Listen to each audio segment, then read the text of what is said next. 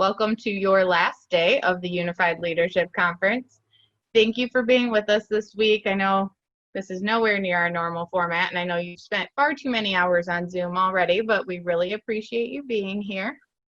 Before we jump into hearing all of our students speak, we just want to check with you guys on a few options that may come up through the year.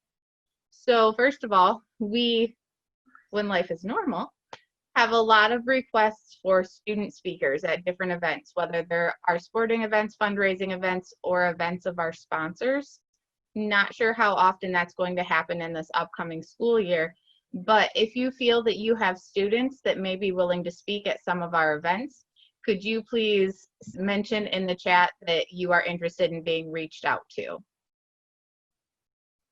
Usually it's unified pairs that they're looking for, different ages for each thing, often just talking about what unified is and kind of telling their own experience.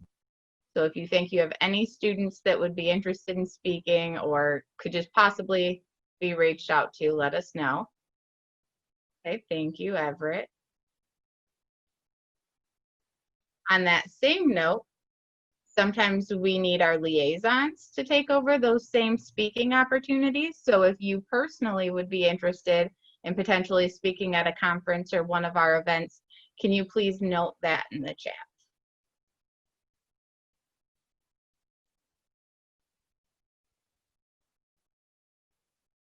Anne and Ashley, I saw you both move, and I feel like both of you need to put your names on there.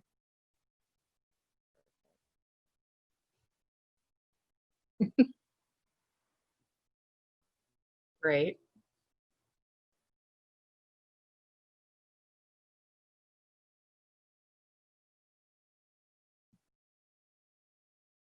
Thank you, guys. And you can keep throwing those in the chat. I have another question to ask you. Not yet, Natalie. When games were going the way they should, we're working on growing our unified athletics competition at summer games, so our track and field events. If we have summer games this year, would you be interested in learning about athletics and potentially bringing your team to compete at summer games? If so, please note your interest in athletics in the chat.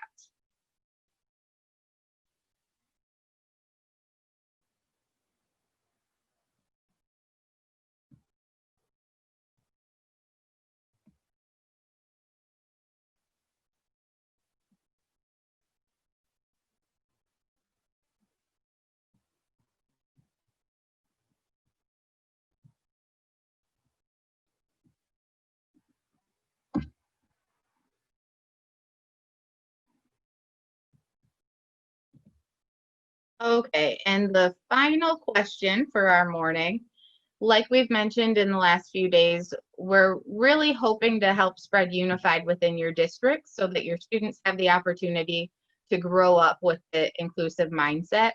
So if you would be willing to help us make connections within your district to facilitate that growth, please make a note of it in the chat.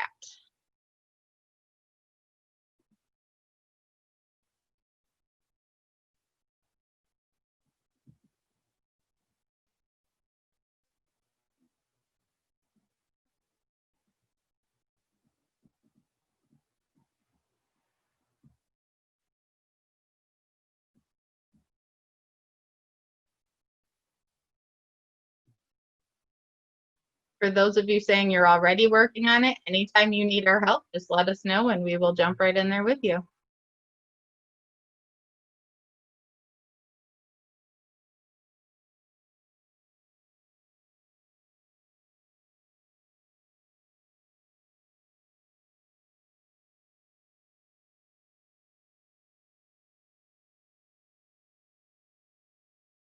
All right, well, as you guys keep sending those in, I'm going to go ahead and just start our introductions. Today is my favorite day of the conference, and it hasn't even happened yet. My state YAC students will be speaking to you about their experiences with Unified in the school, in the state YAC, around the state, and they have worked very hard on these speeches. They are also prepped to answer every question you have ever thought of. So any question you have, please let them know, ask after their speech, save some for the panel, throw it all at them because they're ready. For those of you that haven't really heard much about our state yet, it is an application-based program for high school students that are sophomores, juniors, or seniors. Again, it's unified, so we're looking for students with and without intellectual disabilities. This year will be our 3rd year of the program, so we're still kind of feeling out exactly what we will be doing and what it'll look like. Some things they've done in the past are unified nights at their school, where they take over at least some aspect of a sporting event, share information about Unified, and they've been doing fundraising. They have traveled around to different leadership conferences, both to take part and to facilitate activities. They've done a lot of public speaking at our conferences as well as at those different leadership opportunities. They've spent a lot of time learning about SOMI and all the different programs that we offer. They were also the first people to start the Youth Ambassador program at our summer games, which is an opportunity for our youth to be partnered up with some of our games committee members for summer games and learn what their role entails in creating that event, running an event for the day, how they got involved. So they've been very busy. This year, we're going to focus on 2 main things. One being transition, which I know Dan talked about a little yesterday, but really working on the hardest transition for us, which is keeping athletes and partners involved once they graduate from high school, whether they're moving on to college, staying local to the area, traveling to another state, but they'll also be working on those transitions from elementary to middle to high school and just whatever we need to get to the students to keep them involved, what they need for that growth. They will also be working on outreach, which we talked about, and really just working to get the youth of our state connected to each other and talking. The most common question I get from any of our unified students is, I want to know what's happening in other schools. What are they doing? So our students are hoping to facilitate those conversations primarily through social media and the webinars we discussed. If you happen to have Instagram and are interested in following the students, they do have an account. It's YAC Michigan, and I just put that in the chat as well. Feel free to follow them. Right now, you can see from last year some of their photos, their bios. They were getting ready to do a great social media takeover right when COVID hit, so we missed out on that, but hopefully you'll get to see that in the coming year. This group of students, they are,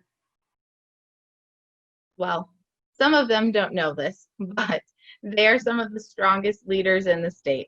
With that being said, they are pushed beyond anything they thought possible while they are with me. You will hear that today actually from one of our students, Sammy. She's going to talk to you about being told no and having to push through things by herself.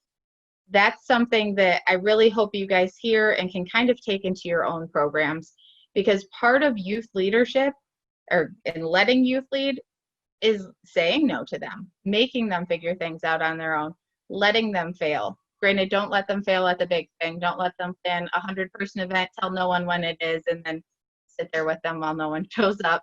But let them fail in the small pieces. And after they fail, don't point it out right away. Let them work on their own to discover that problem.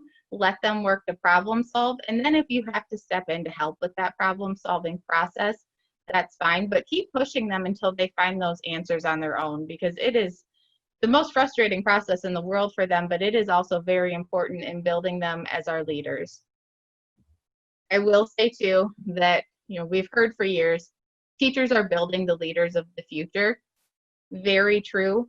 But at the same time, the youth that we have today is ready to lead right now. So let's give them that opportunity to be the leader of today, not the leader of tomorrow. Before we get started, because I don't think I have Max on quite yet. I don't see him there. Let me find.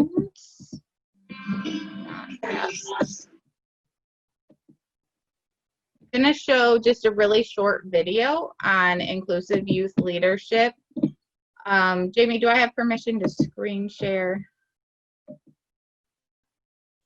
Here it is. Yep, you're good. All right.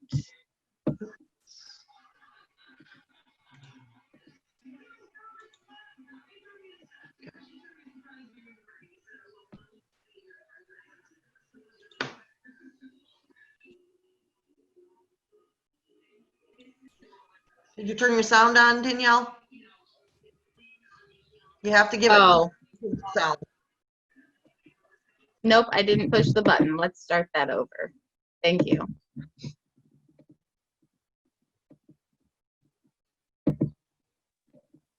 Will actually help them. I think that it's important to give people with intellectual disabilities leadership opportunities so they don't feel left out, because I think somebody who's just sitting there like listening, and they're not going to feel like they're actually involved. So making them a leader will actually help them to form those bonds with the people. Everyone needs that ability to feel involved, knowing that they have a voice. On the past episodes of Inclusion Weekly, we were talking about what Special Olympics is and what a unified champion school is. Today, we are going to talk about inclusive youth leadership. Inclusive youth leadership sounds complicated, but it's not. It just means young adults with and without intellectual disabilities come together to lead something. It's inclusion across the campus, not just...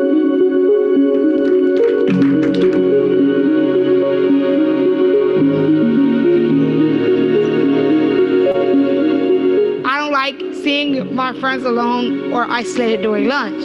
Right now, it's really hard to find people to come sit with the kids because they're worried about how other people are going to look at them. So that hurts my heart, because that's what people they do. They put the intellectual disability first instead of trying to see the person for who they really are. So I decided to change that up. I came up with something called Spirit Sidekicks, which means a student with intellectual disabilities will have a partner without intellectual disabilities eating lunch with them and talking with them so that they will feel a part of the school.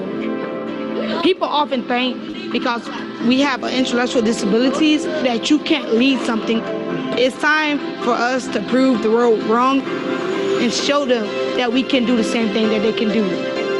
No matter where they have come from, no matter what disability they might have, no matter how they may look, everyone can be a leader and help lead in their community or in the school. So the next time you do a project or do anything, try to think of a person with intellectual disability that can help lead with you.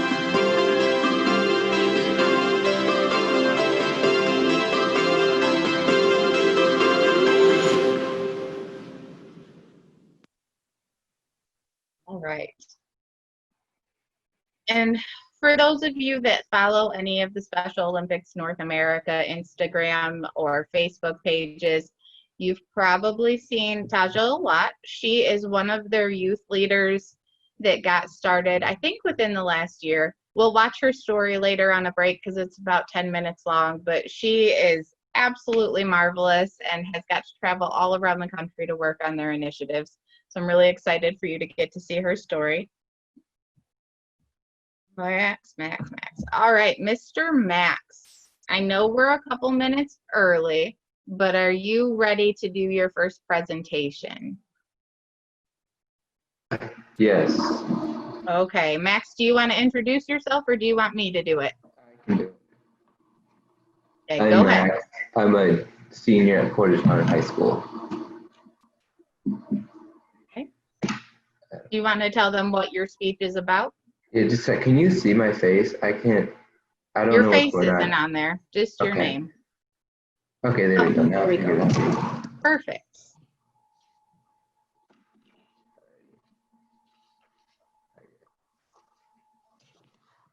Okay, ready. All right, I'm going to give them a little extra information on you real quick. Okay. So Max is one of our rock star athletes. He just got Unified started this year at his school. It was something he was passionate about and he worked on and was truly the leader of that program. There was a teacher in the building that helped him, but Max was the one who was making those final decisions and pushing the ideas. So what Max is going to talk to us about today is what that process was like working with that teacher, that intergenerational leadership, because we know that we are pushing youth leadership through this whole thing, but that there is an adult component to that. So Max is a great example of what it looks like for a student and a teacher to work together.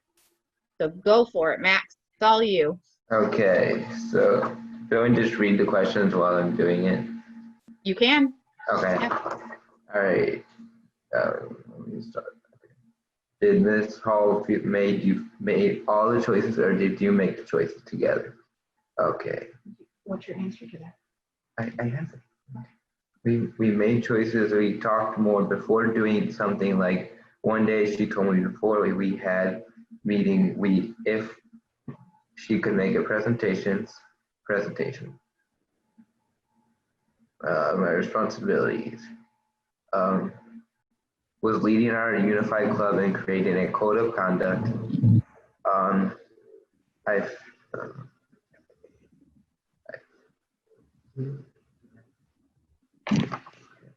So how did it feel to work with a teacher? It felt good to be able to communicate. I didn't, but if I didn't like something, I would tell Miss Hall.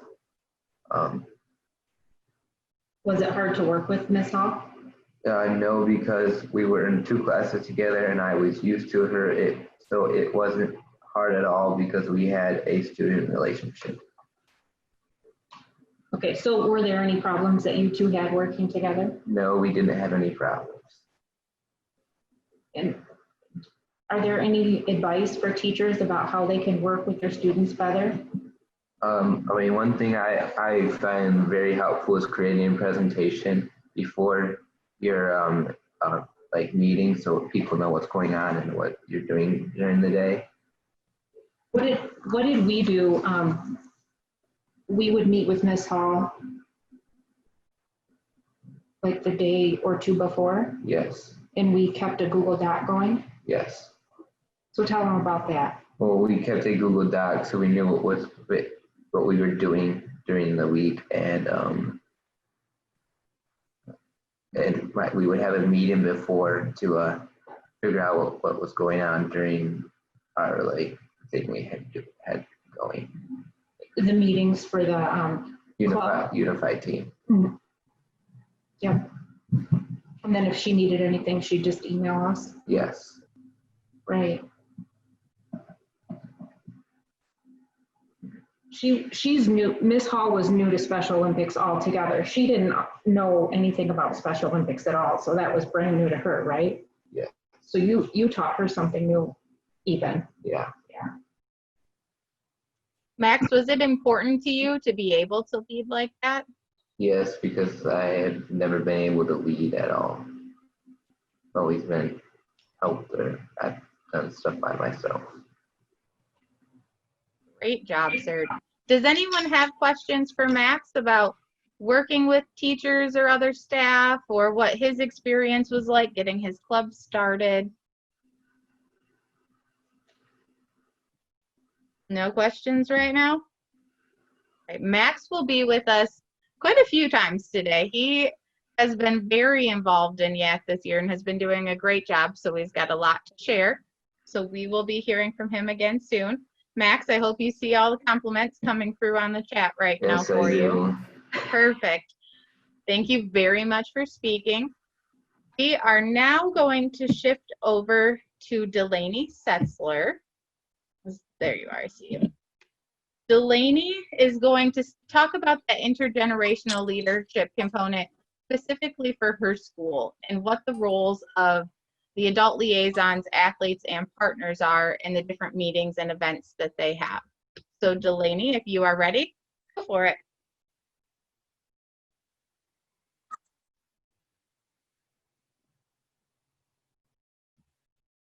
You good? Okay, so I was asked distributed in YAC meetings and events. Is it working? There.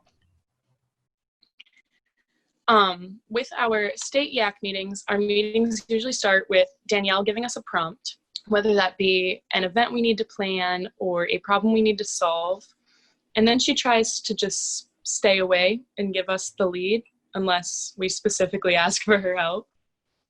At my school, it basically goes the same way. We get a prompt that either I or my supervising teacher gives us, and we like to split off into groups because it gives us the best way to focus and the best way to make sure that everyone has an equal participating role and everyone is included. These groups are equally equipped with both partners and athletes, and everyone has an equal speaking role. We are all really close, so we love to work together, but like I said, these groups just make it so much easier for us to focus and so much easier to have it equal. When it comes to having one set leader, we don't. With different events, there are different go-to people, but everyone has an equal role. Inclusivity is always the expectation, so everyone leads in their own way, and that goes for meetings and events. At my school, we have unified events throughout the year. They include our monthly after-school parties and our annual unified night basketball game. At all of these events, every student involved is giving an equal role in making the event a success. So every partner and every athlete in our unified group, they usually choose their own role, and we all work together to make our night perfect. Our meetings for school usually happen once every 2 weeks and only last about 45 minutes because we do them in school. And our state meetings monthly, I believe. Times they are regional and sometimes they are state, but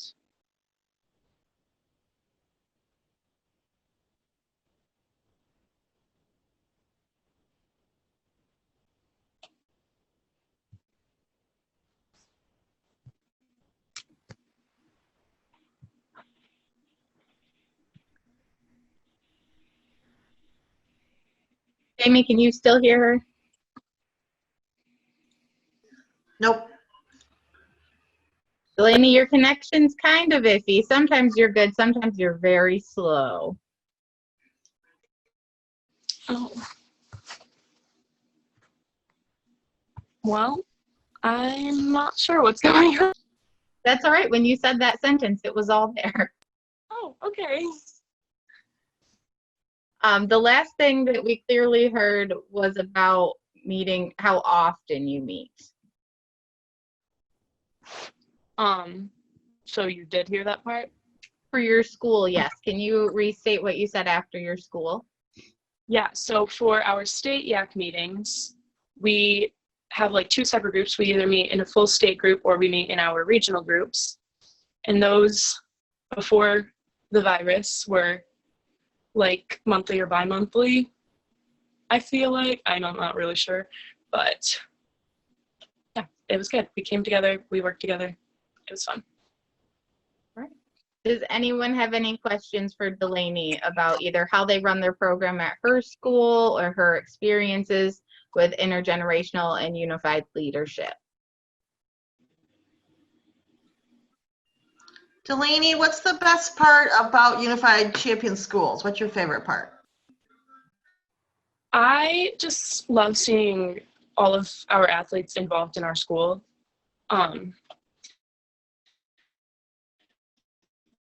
I was there when they weren't really involved, and so I love seeing. Delaney, how do you recruit members to get involved?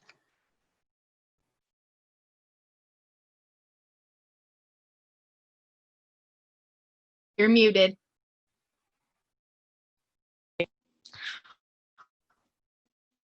Okay.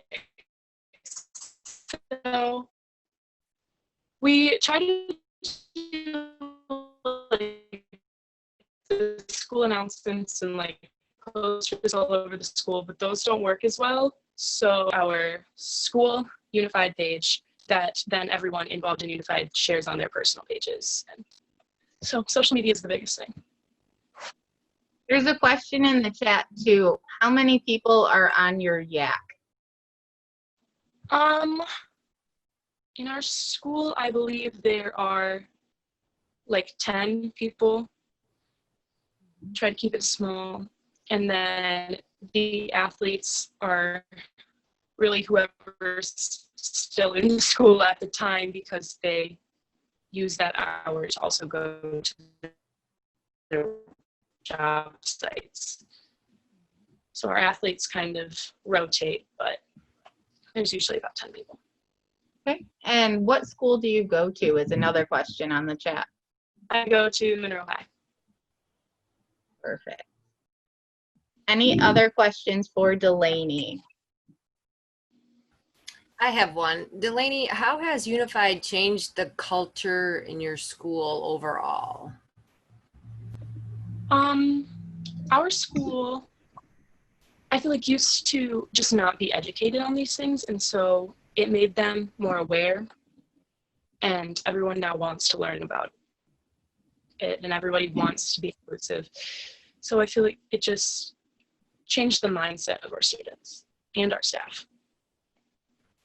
Do you see like a difference in the hallways, the interaction of kids and classes they might be in, the lunchroom? Our students work during lunch hour. Our athletes work in our school store, and we have students go through there every day, and they're so nice to them. They're just all best friends. And in the hallways, because our athletes don't switch classes as often, they used to not come out as much, but now they're out there all the time and they're talking to their friends, and all the students passing just love to stop and talk. And so it just made everyone more friendly and so much more inclusive. Another question from the chat is, what is your favorite whole school engagement activity or event that you've done? Definitely our basketball, our unified night. We play a basketball game against our rival school, and we do the varsity team, the JV team, and the unified team. And it's our most attended game for all three of those teams. And I love seeing the student section during the unified game and how involved they get and how excited they get. Like it. Somebody asked, are all of you, both athletes and partners, in the same building, or are there students coming from other programs or buildings? We are all in the same building. I will add to that while they're all in the same building, there is a room there, Leslie, sort of like at Roosevelt, where they do have ISD students there. It's a very similar situation, but a lot of their kids are in and out for their jobs too. Delaney, they want to know what you do for fundraising. We haven't done a ton for fundraising. We really cannot remember. Like I said, Unified Night is one of our biggest nights, so we did a lot there. We did pop shots, and we did kids running through the stands, buying pins, buying shirts, but really we fundraise only that night. What's pop shot? Pop shot is just a basketball game we do. So the students line up and they pay $1 to take a shot, and if they make it, they get a 2 liter of pop. Could you hear that at all? Yes, it was slow at first, and then it all came together perfectly. Are there any other questions for Delaney? Okay, now I want to flip it over to you guys, our liaisons. Are you having any struggles with youth leadership in your program? And if so, what are they, and have you found any solutions?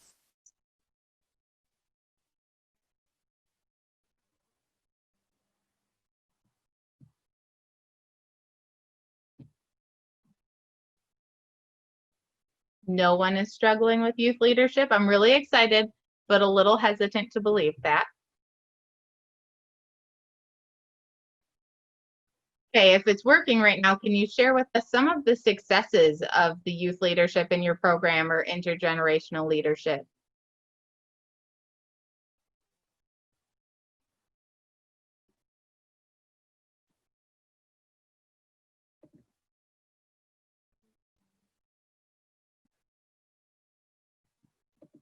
You guys are very quiet this morning. This is not what the past 3 days have been like.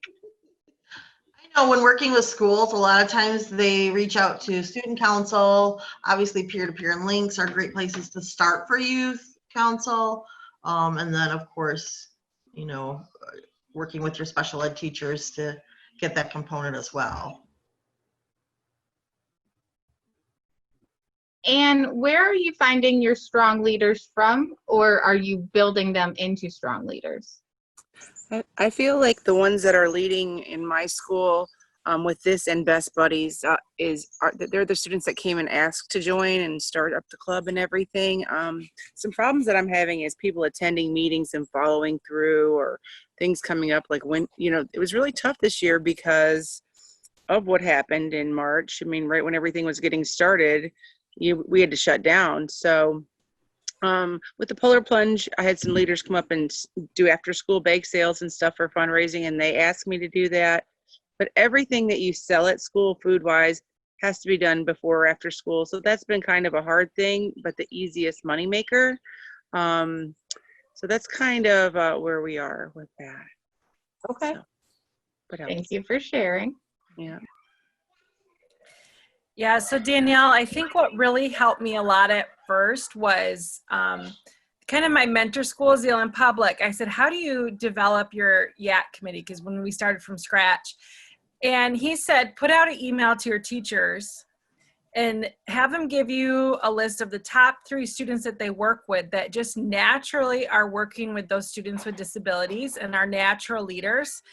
And then ask them if they want to be on the YAC. And so I did that, and we had probably between 20 and 30 kids show up for the informational meeting. I invited them personally and told them why, because that feels pretty good when you know your teacher nominated you. Mm-hmm. And they all wanted to be on YAC.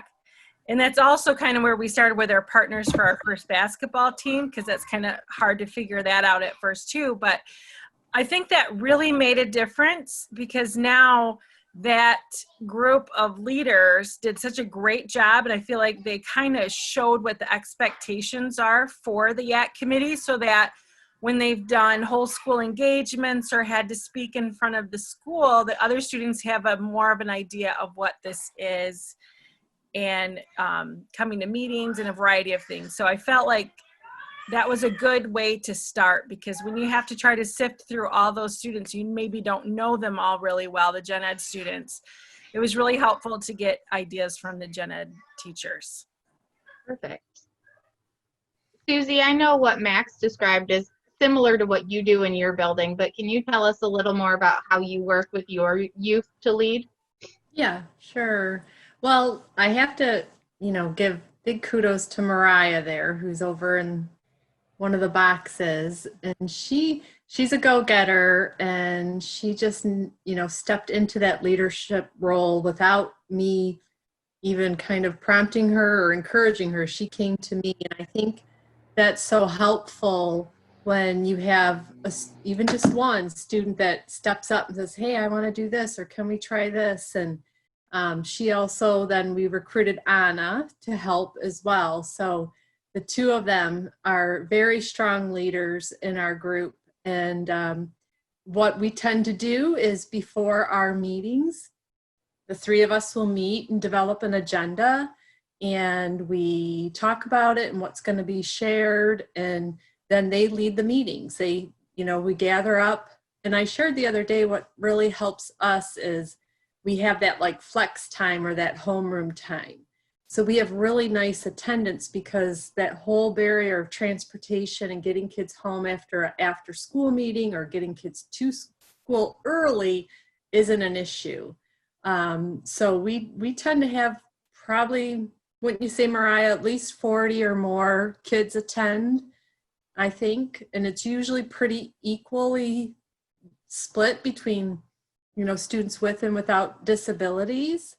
And we do a lot during those meetings. We always talk about like game schedules, events coming up, fundraising, making posters for games, for lockers, anything that's really kind of current or relevant to whatever we're doing that part of the year.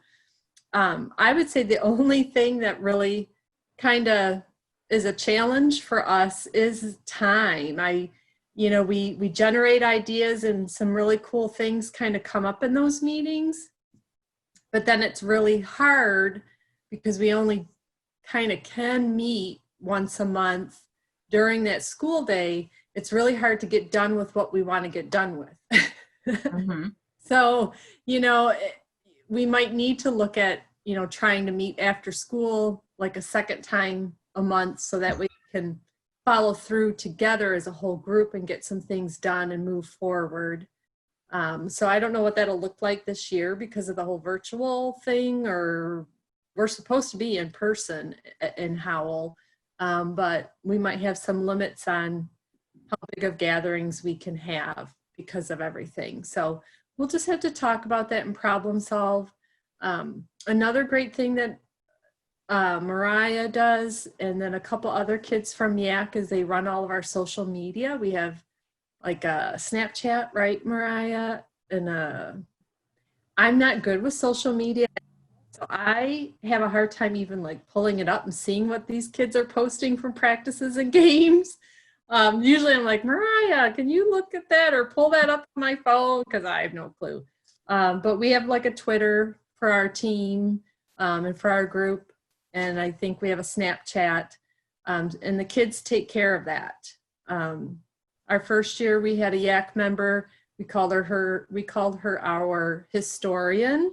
And she came to the games and practices and took pictures and helped develop a couple of videos at the end of the year, including a disability awareness video, a video just for the season to kind of capture highlights and moments. This year, Mariah helped with that and a couple other kids.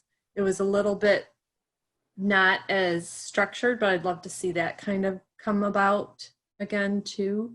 So it's been a very positive experience, and we've kept that YAC open to anybody that likes to attend or wants to attend. And we tend to have the same group of kids come to all the meetings, but we just figure the more that come, the better that is,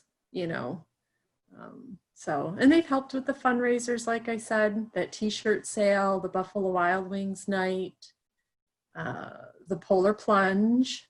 Hopefully next year we'll have more do that. So this year I think only about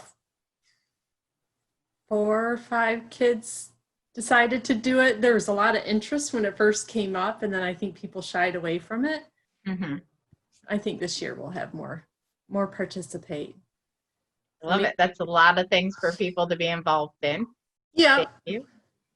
Now I'm going to switch over to asking the youth on the call. So all of my YAC kids. One of our teachers or our liaison said that she had a lot of her students graduate this year. So she needs to find a way to get more people into her unified club. What ideas do you have for her to get more members?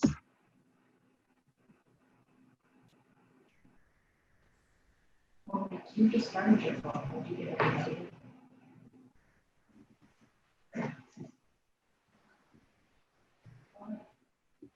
Well, I guess I just started my club. The way I got people in was like, I talked to my teacher and then we put it on our announcements and we got people to show up and we had a lot of people that were interested. What kind of things did you say on the announcements?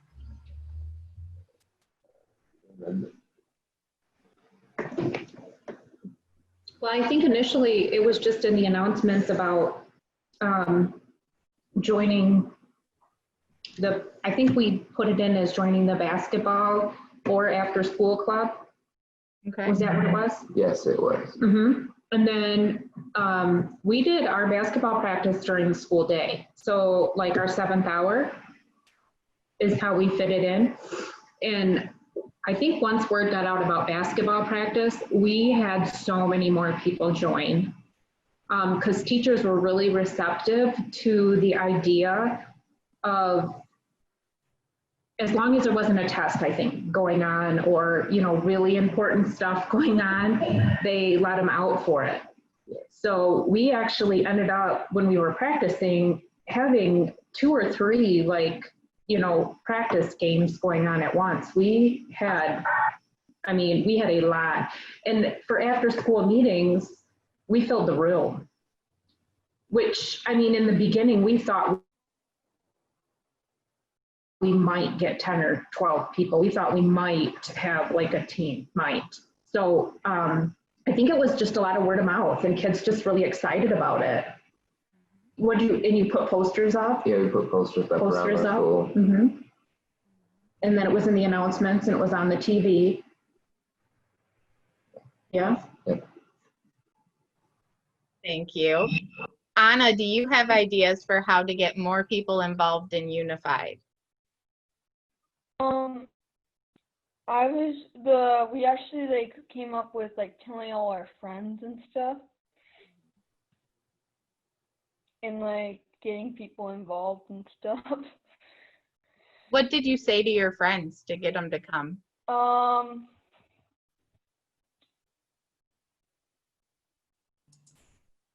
don't remember, honestly.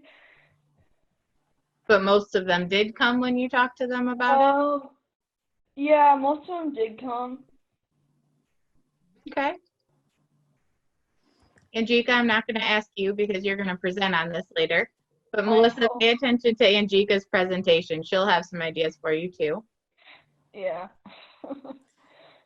I'd like to add Anna and kids that were already kind of active in YAC from the year before. We made flyers and they pass those out a lot of times at lunchtime and talk to kids about YAC and encourage them to come. So that was a help too. Perfect. Does anyone have any creative solutions for if a school isn't going back to face-to-face learning right away, how they can recruit new members? Mariah, I feel like this is right up your alley.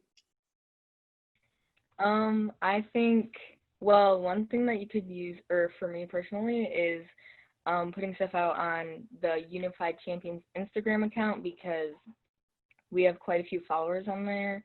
And also on my personal Instagram account, I pretty much repost everything that I put on the Unified account.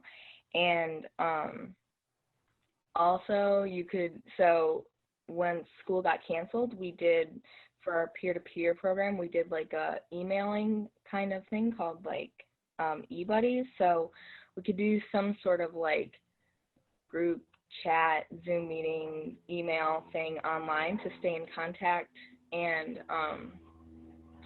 to have a general getting to know each other before we're able to go back to person, like in person. But I think one of the main ways that you could recruit people without actually going face to face is definitely on social media, because pretty much all kids just go on social media and see those. So perfect. Thank you. Can I piggyback on that a little bit? This year, peer-to-peer goes hand in hand with Unified sometimes. And what we did was every Thursday, they had to get on a Zoom call. Like I scheduled it on the calendar every Thursday at 1 o'clock. Peers and partners all got on and we'd play games like, okay, now we're going to look for something brown. Everybody run around the house and look for something brown, and they would hold it up and then we'd talk about it. Or we'd have, okay, today is a show and tell day. Show us something you've been doing and give us an artifact from that and talk about it. And the partners loved it so much. Like they'd be the first ones on, and then I would kind of scoot back in the back so they could just get, hang out and stuff. But if you're up front, they'll want you to lead. And it's important, I think, to step back, because it got to be, at first I was overwhelmed with just like having to have all the fun. And then when you step back, I said, you guys come up with some ideas, and it worked out. Really Love nicely. it. I love that game. I've heard about a few other people doing like those little scavenger hunts at home, and it seems to be a really big hit. All right. So we are now going to transition into what it's like letting youth lead without that adult intergenerational component. And the perfect person to start that discussion is Sam. She has been told no by me when asking for me to do things or to help her, probably more than any other student on this YAC. She's also faced a lot of struggles working with different admin in her own building. So Sam is going to talk to you about that. Go ahead, Sam. Okay, so my school currently is not a unified champion school, so it can be really hard to get things passed or even considered by some of the admin. They usually say that they just don't have time to get me in, but I think it might be because they don't understand the cause or they just don't think it's important. When I do actually get in to talk to them, they say that they'll help me do something, and then they usually back out at the worst times. A personal experience of the admin at my school not being too helpful was when I was trying to plan a unified night for my school. This event was meant to spread awareness throughout my school and my community of what Special Olympics is and what we do to hopefully get people interested and involved. So I would have to talk to my athletic director at my school to try to get the date planned out. Quite a few times he would tell me that I could have a certain date, and then he would back out a week later saying that that event or that day was now taken by another event. I got frustrated. I went to my principal and assistant principal to try to get stuff worked out with them. They did get the date worked out, but they told me they couldn't help me with very much else, so I had to do a lot of it on my own. I wanted Danielle to do a lot of the work for me because I thought that an adult talking to other adults, they would listen more than a student talking to the adults. It was very frustrating, but Danielle did make me do it on my own, which I didn't understand at the time, but I do now. She let me talk stuff out with her still, and she would help me make the best decision I could, but I did do most of it on my own. I was very frustrated with them, but I just kept bugging them until they pretty much let me do what I wanted and helped me out a little bit. It made me feel very powerful at the end because I felt like I was getting my point across to the adults, even though it was very hard. And it showed them that a student can do the same things that an adult can do. And I can be just as persuasive and powerful as an adult can. Very true. I love that. Thank you for still loving me after I shut you down all the time. I love your you. friendship.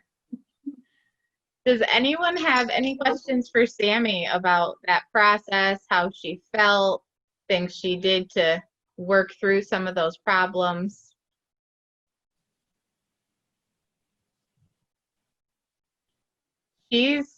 Her admin loves the idea of unified, but like she said, isn't quite putting the time behind it. So this was very much an uphill battle for her. And I think it actually, didn't it take you 2 school years to be able to get your unified night? Yeah. So there was a lot of pushing on her end, but she did a great job with that. Is anyone else here working with their youth in that way where you're telling them no and really forcing them to problem solve? And if so, has that worked out for you so far?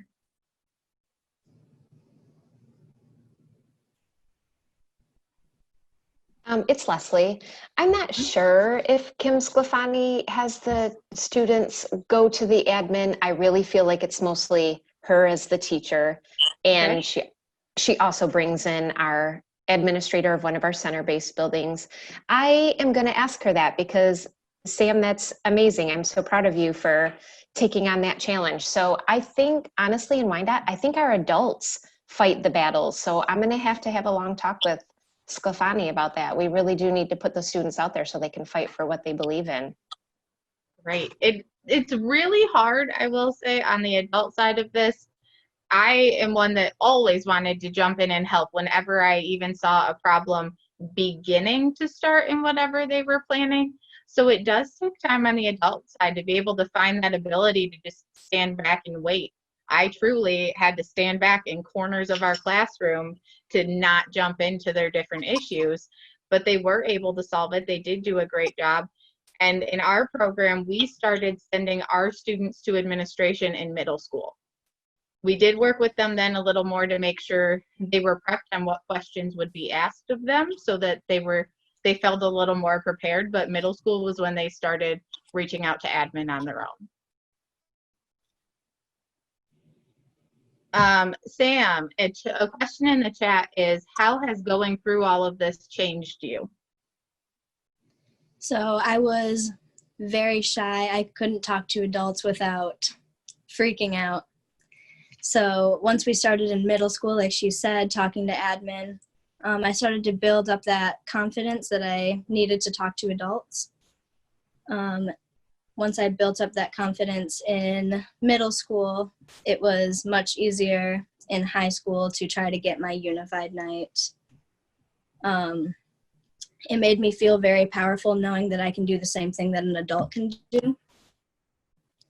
And that I point across being a student, you know.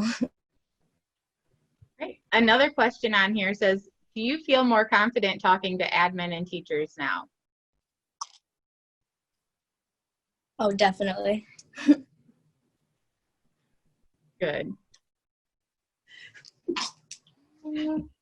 Any other questions for Sam before we move on to our next presenters?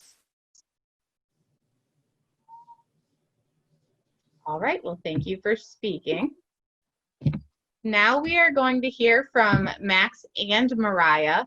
These two went together to Chicago, and in Chicago they attended a leadership conference hosted by Special Olympics North America. So they're going to tell you about that conference and about the project they created based on that conference. So Max and Mariah, after you. Alrighty. Well, I'll say my name. So I'm Max, and I'll say my grade. I'm a senior at Fort Northern. My name is Mariah. I would be a senior at Howell High School. Alrighty. Well, we learned teamwork, better public speaking, thinking outside the box, leadership skills, all the youth leaders across the U.S.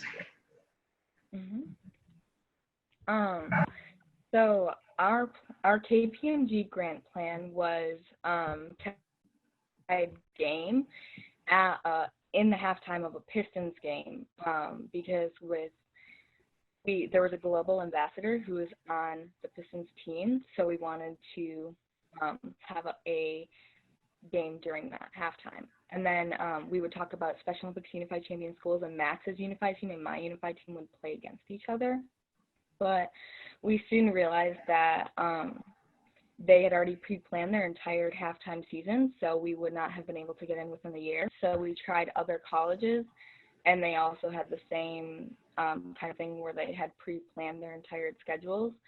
So then we took it down to our own schools and wanted to play against each other, and we added in an awareness week to go along with that, where at the end of the week on that Friday would be the big game. And then due to COVID, we were unable to proceed with that event, and yeah. Alrighty. What was it like working with a unified pair? Amazing. We open talking, new friendship. We made more progress, worked together. We always bounced ideas off each other, boost each other's confidence in everything our project. We kept each other on task. Okay. And then what we learned working as a unified pair together. So personally, I had never worked in a unified pair or really in a partnership like that until I went to Chicago with Max. I learned to keep in mind that everybody always has different perspectives on a project or event and the way that it goes. And we learned how to help each other out, like in the best way, I guess. we learn to share ideas rather than to have our own ideas and like keep them to ourselves, and spreading the responsibility and the partnership and trusting each other with not just our project but just everything. Yeah.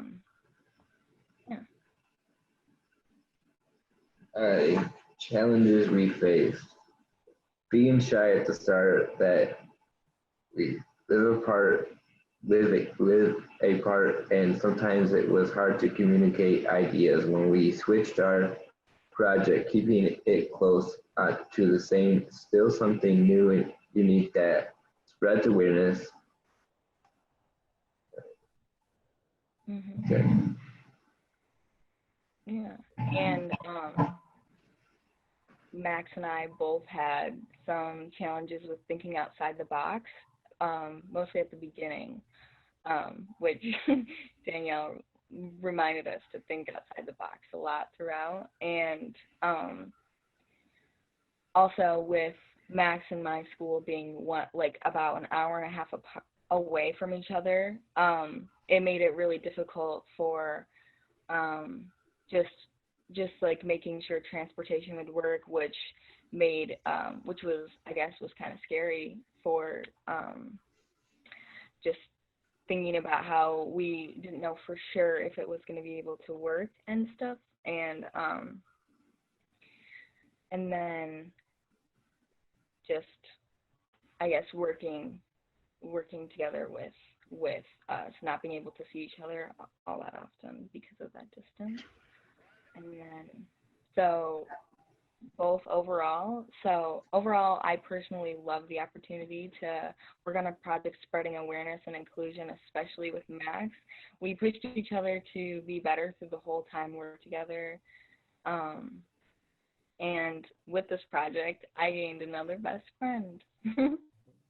Alrighty, my overall view of this project, love being able to work on our project. At the first time, we didn't really know each other much, but I love being able to spread inclusion on our project. It was my overall favorite part. Inclusion is very important to me because some people get left alone, and it's your chance to invite them to play with you. Great job, guys. Max and Mariah should give all of you hope for any of these COVID online learning times, because like they said, they do live very far apart, Howell to Portage, and they have done a great job finding ways to work together and to stay in contact despite their distance. Does anyone have any questions for Max or Mariah about their experience or project?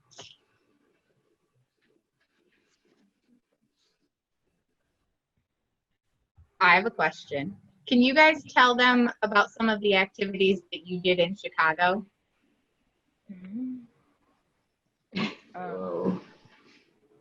Eating pizza. I think one of my favorite stuff he did was the inclusion tiles, which I know they recently put out like a new online version of that, but so it was like you had to take all the different words and put them in order from like what's the best to the worst kind of thing. And everybody had a very different take on how it went and stuff. And everybody had very different ways that they set up their tiles, even which way they organized them. So that was one of my favorite activities that we did there. Well, my favorite activity was like how we had groups and we were like talking in groups, like meeting different people that I didn't know before. Great, I love it. There's a question in the chat about projects you've done, and unfortunately you haven't completed them yet, but can you tell them a little more about what the basketball week was going to entail, the game, and just how your planning process was going? What all did you have planned for it? Well, we had planned was like an awareness week, Okay. and like we had have different dress-up days, like what we were gonna do with it. Then the Friday would be our basketball game. We'd play each other. Yeah, and we also would had planned to do like during the halftime of our game, we would do different activities to spread more awareness about what exactly Special Olympics is, and Unified Champions schools, and different fundraising ideas. And like one of them was the Pop Shot game that Delaney explained. And how was the planning going for that? How were you guys meeting? How were the schools? Were they receptive to it? Well, I mean, my school was kind of all right. I mean, well, Where were you at with it, with your school? well, I was doing good, but at the beginning, the school had to figure out a time when they were making excuses. So that's okay. But Well, where were you at when we were off school for COVID? oh, off school, well, we were early. You had a date and a time. We had a date and time, and we would like. Yeah, you had a date and a time, and you had the awareness week set up. And we had awareness week set up, and we like had different things set up. Your school was pretty much all in line when we were off school, right? Yeah.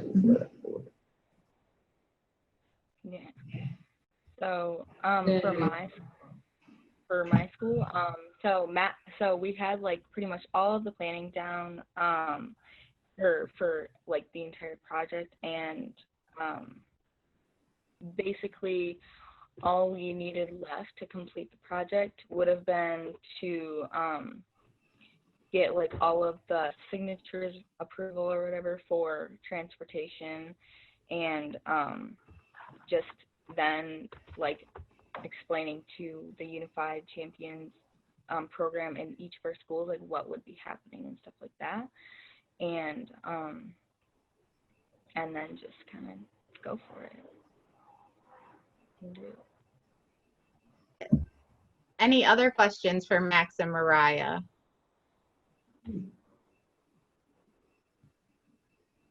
All right, well, thank you guys. Oh, kidding. Oh, no, you're good. It was all remote aside from their Chicago conference. We are going to hang on to Mariah, and now we're going to add Anna. And Mariah and Anna have been working really hard to spread Unified throughout their district. So they're going to tell you about their experiences with that. Go ahead. Hi, I'm Anna. I'm a junior and I go to Hall High School. And then I'm Raya. I'm a senior at Hall High School as well. So Anna and I went to Three Fires Elementary School, which is an elementary school in our district, and brought the idea of Unified Champion Schools. We got in contact with the teachers there, and started the program with them, which at this point is the only elementary school in our district to have the Unified Champions program. Oh, we chose to do it because we love working with kids. Want to give all the younger kids a equal opportunity.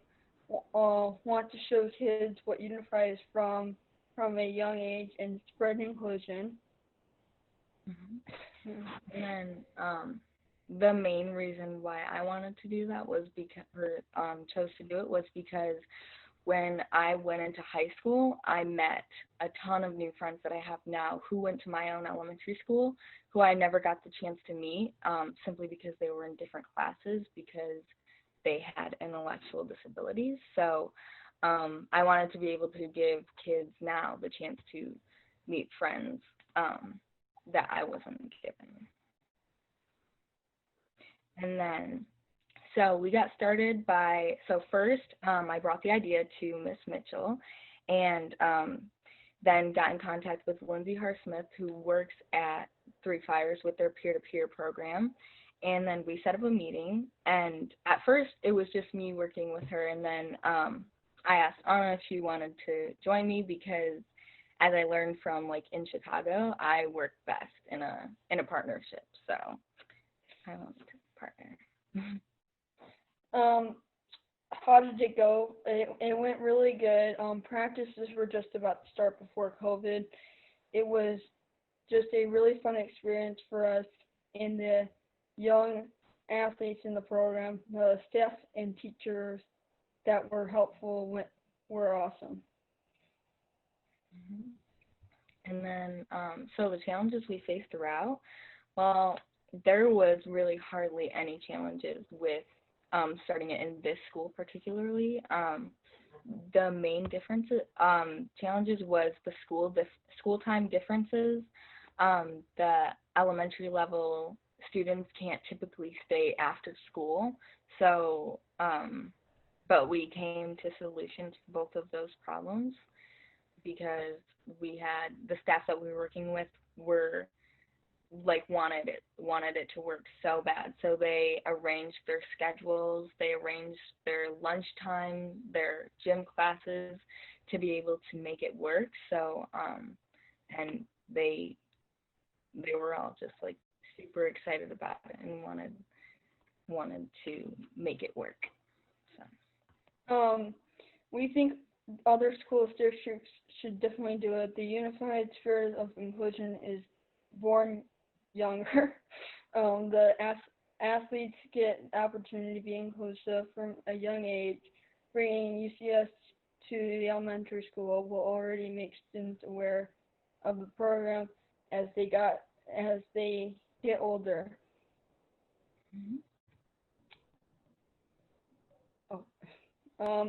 And then my overview was, I think it was fun working with the kids, especially all the activities we did and getting to know them better each time we saw them.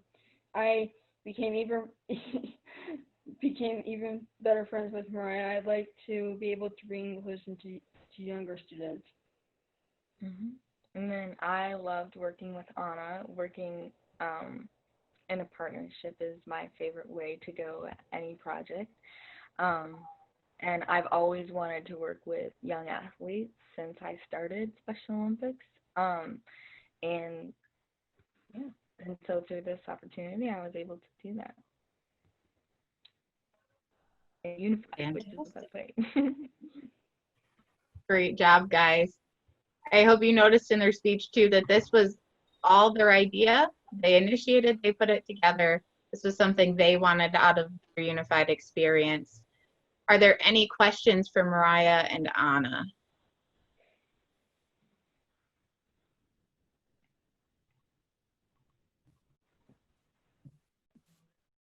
I have a question for you both.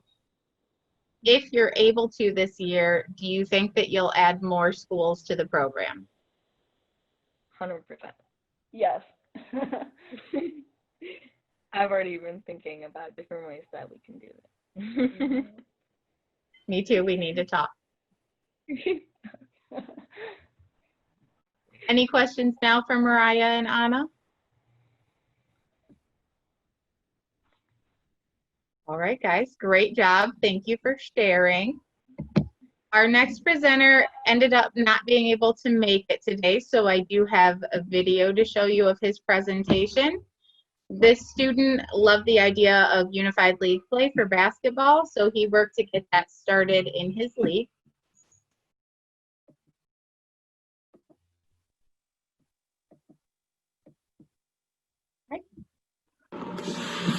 Hi, my name is Dylan Steele. I've been asked to talk to you guys a little bit about league play, how you can implement a league within your school, within your conference, and the importance of what this league means to the players. So we'll start out with the importance. First and foremost, I firmly believe, I'm sure you guys do as well, that sports are for everyone, regardless of intellectual or physical ability. And that high school sport experience is something that everyone should have the opportunity to have within their high school. That goes down to the simple things such as busing to games, hosting home games, the excitement of knowing all day that you got a game that day, how it's going to go, you know, talking to your teammates about strategy, all that. Just all an experience that I feel like everyone should have an opportunity to have. So I know that another big reason is just personally for me, sports have played a huge role in my life. I played football, basketball, and golf for my high school, and I know that through some of the rough times in life, you just need your teammates, your coaches, all that positive atmosphere to be there for you, especially through trials and tribulations. It's just a great thing to know that, you know, in that locker room, you have X number of people that have your back. great feeling, something that, again, everyone should have the opportunity to experience. So moving on to how to implement a league within your conference and your school. So first and foremost, it is a league, so you're going to need other teams. So you have to convince not only your school, but other schools within your conference.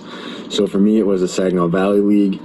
It was very difficult to do. It took about 3 years of convincing, trying to get the right pieces in place. But it's pretty simple if you know what you're doing. So first and foremost, you're going to have to start within your school, talking to your athletic director, your administrators, getting things set up, making sure you have facilities, practice times, busing, that's important too, to get to and from games. That's all the groundwork for it. That's going to take some time, a lot of convincing. I know I had to go over my athletic director's head to get things set up, but it's all what you got to do for the end goal. For me, I had a lot of help setting this up. I was actually at a conference for Special Olympics, Summer Games, the banquet beforehand, and a man from Brighton High School went up to speak named John Thompson. He actually did the exact same thing that I was trying to set up within my school district. So I went up to him, got a lot of information as to how to do this from him. Again, asked for help. Other people have done it before. It's no shame in asking for help.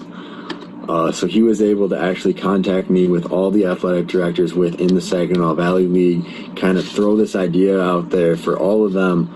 I know I got some help from Midland High. Their athletic director was right on board right away. Eric Albright's his name. He wanted to get it started, the ball rolling, and that really helped get things going. It was him and then Midland Dow as well, so both Midlands were involved. We only had 3 teams in our league last year, so I believe they played 6 games. So they played each team 3 times. The away games they had a lot of fun with, getting that experience. And then the home games, of course, there's a lot of pride defending your home court. Worked out really well. For us, we used basketball as that was kind of the easiest sport to get implemented. I'd like to see that expand, obviously have more than just 3 teams in there, and also to expand into other sports. I think volleyball and track could be 2 that are very simple to get started, but obviously baby steps, can't get ahead of ourselves, don't put the cart in front of the horse type of thing. So one of the hardest parts of getting it started is once you get the teams, you got to get a schedule going. And of course, you're going to have to work around the varsity athletics, which was a huge problem in our school. Once you get the practice times going, adequate practice times too, if you want to make sure you guys know what you're doing. Coaching, getting players, that's pretty simple. Just put some posters around the school or something. Most people will buy into it. You'll be able to get a team going. Make sure you get people that want to be there, understand the goal and the focus of what we're trying to do here, and you'll be all set. Again, if there's any questions, I can have Danielle put my email in there. I'd love to talk to anyone that's trying to implement something like this. Obviously, a little bit of experience. John Thompson helped me drastically, so he's another great resource. I'm sure he'd love to talk to anyone. But again, if there's any questions, feel free to reach out to me. I'll get back to you guys as soon as possible. Thank you.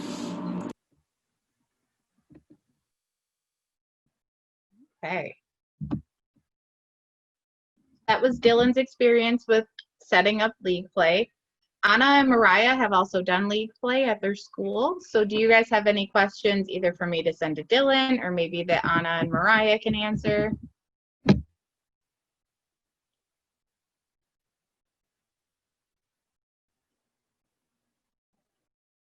Amy, that's really good to hear. I love that. Okay, so going through this section, I have seen in the chat some of you saying that you plan on working on implementing more student leadership into your program. Ooh, Mariah and Anna, that's a good question for you. What was your favorite part of league play?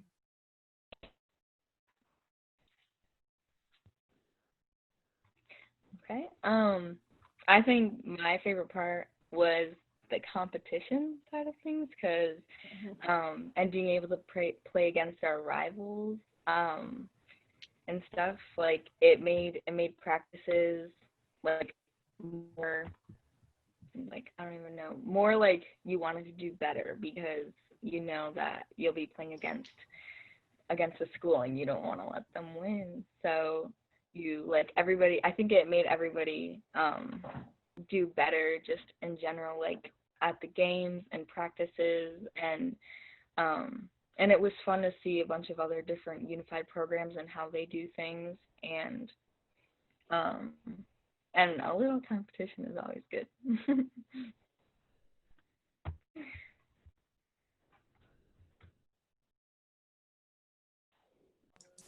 Anna, do you have anything to add to that? I'm gonna like say the same thing honestly, because it was like same thing. Okay. Scott, I see that you are familiar with the student Amy was talking about. Do you kind of want to talk to us about that transformation during league play? Scott doesn't have great audio, so he won't be able to, he can do the chat, just not good at. Okay, well, we still appreciate your input on that. Now, as we were discussing, some of you are saying that you look at changing your opportunities for youth leadership in your program. So would you be willing to share with us what opportunities you think you are going to try out with your students this year, or things you've heard that your students want to do that you're going to help them have the chance to try out?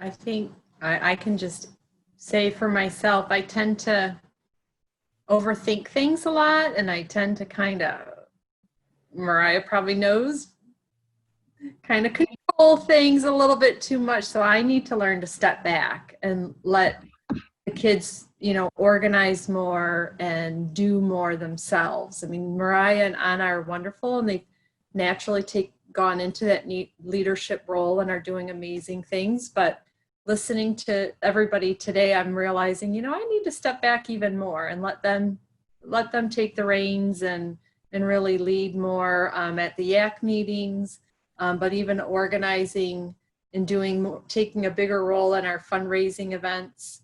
And I'd like to see more of the kids even kind of taking some, not coaching, but some of the bigger leadership role at our practices, and allowing them to run more of the drills and share more of their ideas of what we can do as a team to improve. So I need to learn to close my mouth and step back and let them do more. So. Okay, thank you. Melissa mentioned that she's going to have her students work more to set the schedule and topics for meetings, and that she'll kind of be there to help give them the materials they need, but let them plan. And I will say that is a great thing to do, to have them help with logistics. With the state YAC, I stressed every month trying to figure out what day I could get everyone involved. I put a lot of work into it, and I was always looking at late in the evenings if it was a regional meeting, or on a Saturday if it was a state meeting, every time, and it was becoming an issue. I finally asked the students when they thought would work, and that's when I learned that they were all open to Sunday meetings, and almost all of them had Sunday afternoons open, and that alleviated every issue I had every month of trying to plan a meeting. So even those small logistical details can really be helped out if you're giving the students the chance to give their input on that. I have one more video to show. This is a short video that just shows another way students can lead in the unified movement.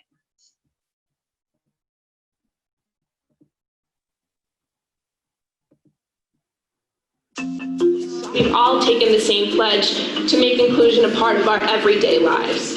I think that's one of the most important things that you could possibly do.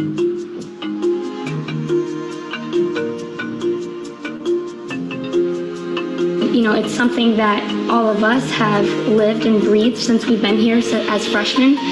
Started out with our unified programs here at Pontiac, but now it's more about the inclusion of all.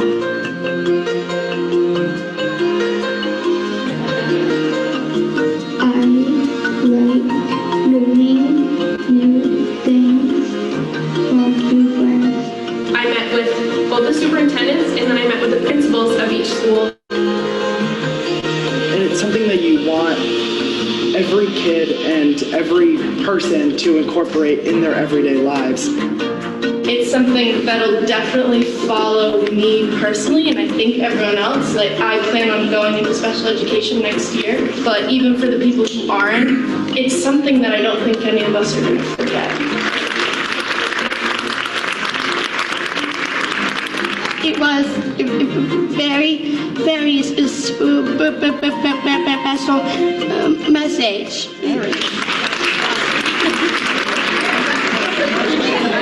We're so happy to be here.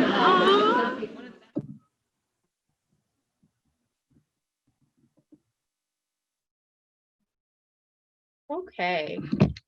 So we're now going to shift into a bit more of a specific detail with our programs. A lot of you have reached out to us in the past asking about what really should be included in a meeting, how to get students to a meeting, and just what makes it engaging for everyone involved.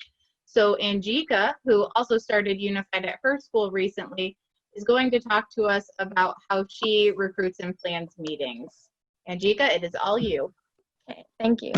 Can everyone hear me good? I think so. Okay. So I recently, it was the last year was our very first year of starting a unified program at our high school. We hadn't done anything Special Olympics related before that, so nobody at our school really knew anything about it. Luckily, we had like a lot of supportive teachers that were willing to help out. So the very first like step in starting the unified program was creating the YAC at our school. So we put out a few flyers everywhere with a lot of information about like what YAC is, like what Special Olympics is. If people were interested, they were put in all of the classrooms and everywhere, but a lot of people didn't seem to respond to that. So then we decided to hold like an in-school event, like a bocce ball game kind of thing in school, where during one of the hours, all of our peer-to-peer students could come in and play some bocce ball and really get to learn about Special Olympics. And that way we got people really interested in Special Olympics and that wanted to be a part of the YAC too. So that was a really good way to like advertise everything, I would say, like having things where people can actually be involved and participate and see things right then and there. Because we also have a really good peer-to-peer program at our school, I knew that would be a good place to start recruiting people as well. So like going into the classrooms and talking to them about what Special Olympics is and what YAC is really important. Let's see, what else? And then once like the meeting dates actually started, a lot of kids, it was hard for them to stay after school or come before school. So I think if you have a teacher that's willing to do in-school YAC meetings, that's like a really good opportunity and a way for like a lot of kids to be involved.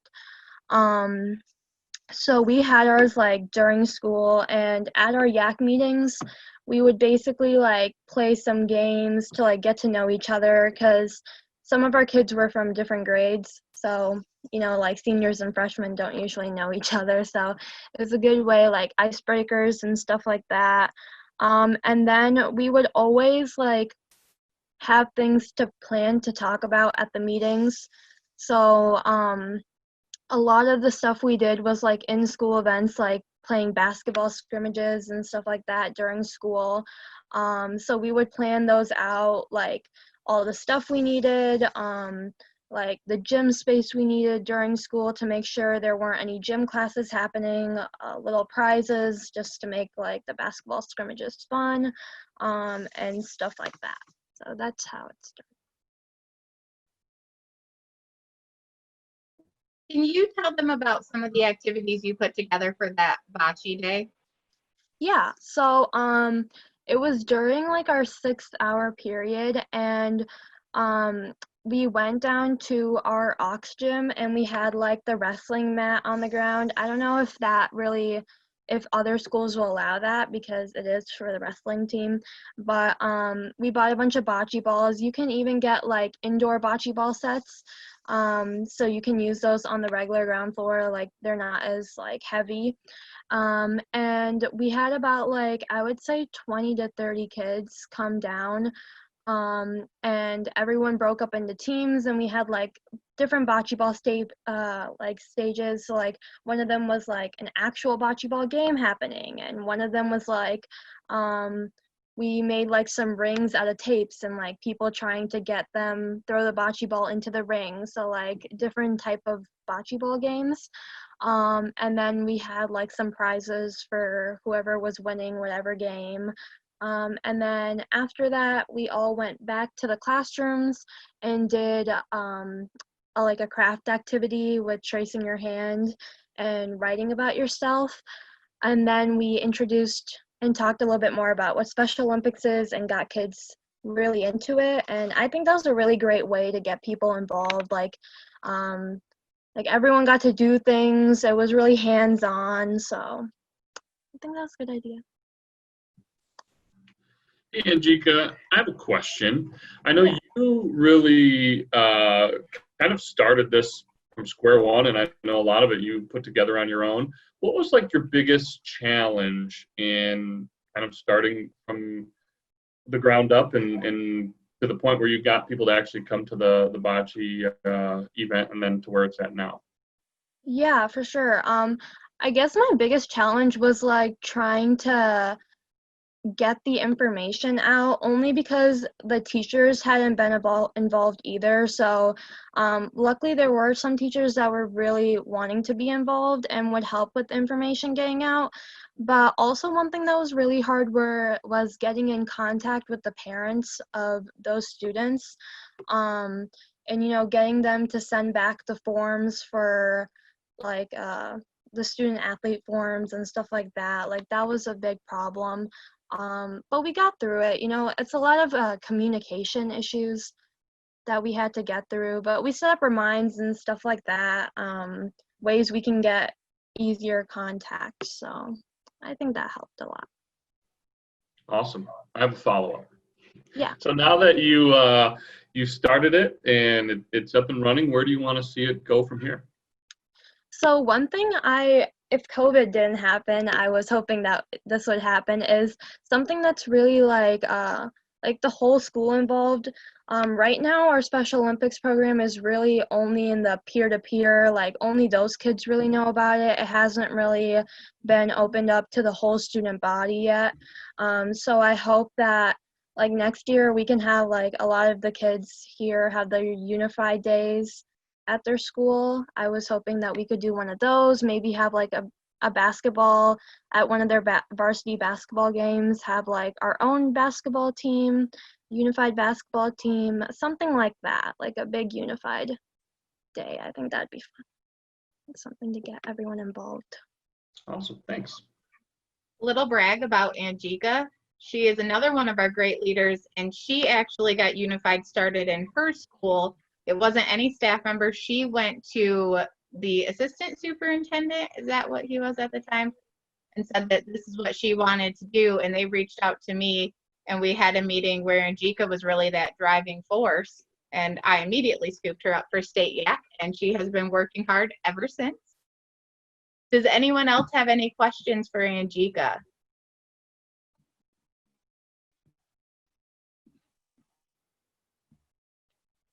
All right, if we don't have any other questions, we are now going to return. Well, thank you, Angika. I do need to throw in my thank you. Thanks for presenting. We're going to return now to Maddie, who talked to us yesterday about some whole school engagement ideas. She's going to go over those a little bit again, as well as some meeting ideas that you can do virtually. So Maddie, it's all yours. Okay, so obviously, like they said, today we're going to narrow it down a little bit. So this is like virtual for a classroom. So some ideas that I had for this are themes for every meeting. So yesterday I talked about having like the Be Kind week, but this is kind of narrowed down into like just whatever theme you can think of, like superheroes, beach theme. You can have like a nice day where everybody dresses up, like keep them enticed and entertained in like what you're doing. I said start with a song of motivation every day, like get them going. Like if it's early in the morning, just play a song. I said, like yesterday, I talked about doing one Just Dance song, so I put that down again for like just the single classroom. I said every day a new person talks about a goal or they share a fun fact about themselves.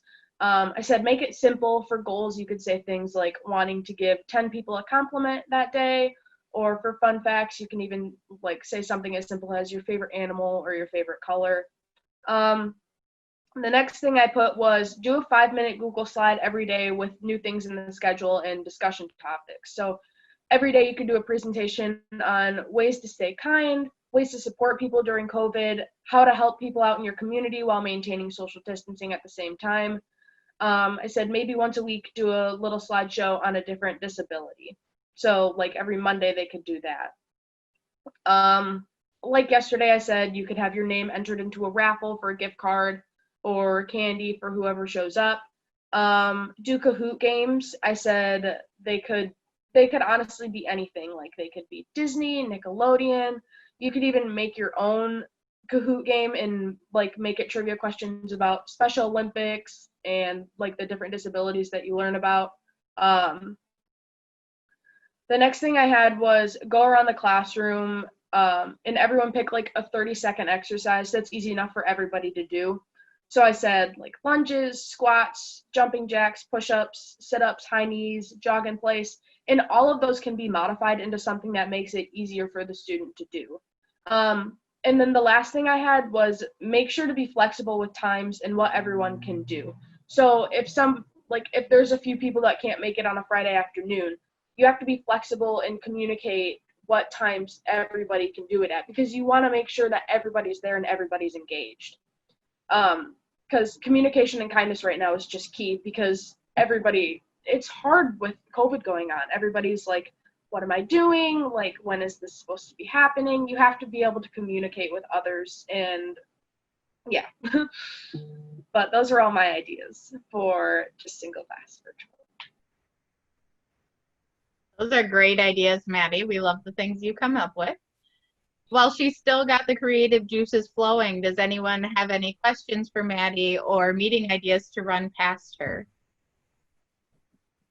Did anyone dress up like a bee today for Be Kind Day? Because that to me is the best day. I should have. I didn't think about that. I did. I just didn't have the clothes, but I knew you would have appreciated it. Maddie, I have a question. Yeah. So our staff has been thinking about connecting and how we help, our educators connect with students and how we can even connect with students while they may be virtual. What is, in your eyes, what's the best way to connect with students? Is it through social media? Is it through conference calls like this? What are your thoughts on how we can keep students connected and engaged? Minus TikTok, because I don't do TikTok yet. Personally, I think that Zoom is a great way to stay connected with everybody, because even if they don't want to, like, you don't have to see their face, but you can hear their voice. Like, you know that they're there and engaged when you're on a Zoom call. Personally, I think that's the face-to-face that you can do on Zoom call is the best idea. Other than that, like emailing, I think some social media can be used, but like to an extent. I think sometimes, I don't know, I think social media could not be a great idea sometimes.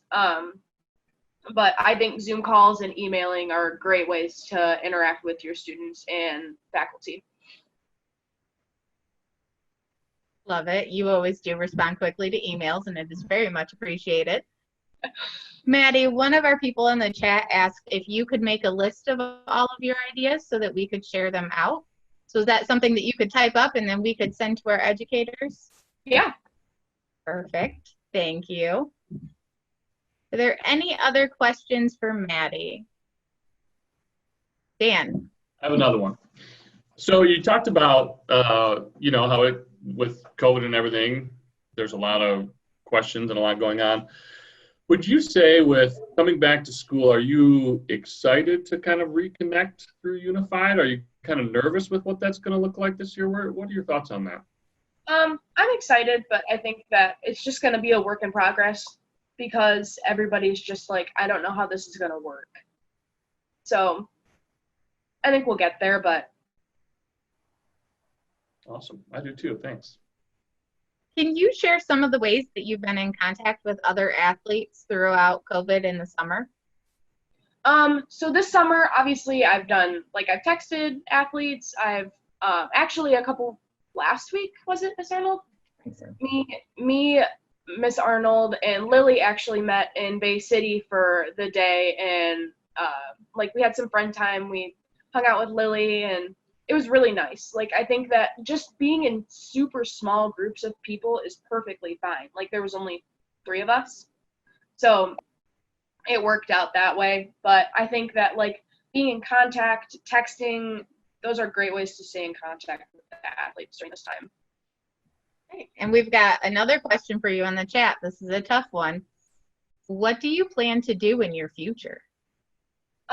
So as of right now, my plan in the future is to go into psychology. I know that's a super broad thing to go into, but that's what I love is psychology. I want to be a child psychologist. Like it. Just to reiterate a little bit, are you comfortable with meeting face-to-face with small groups right now, or do you have any suggestions for what those kinds of meetings could look like? I think that small groups are perfectly fine. If you want to go up and meet with 3 or 4 students, that's perfectly fine.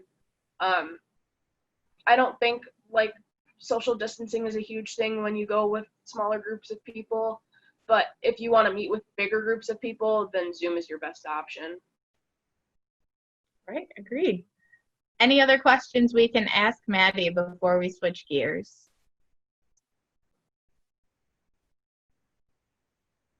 All right, everyone. Well, thank you, Maddie, for your input. I know everyone's loving your ideas, and I will share those out as soon as we get them ready. All right.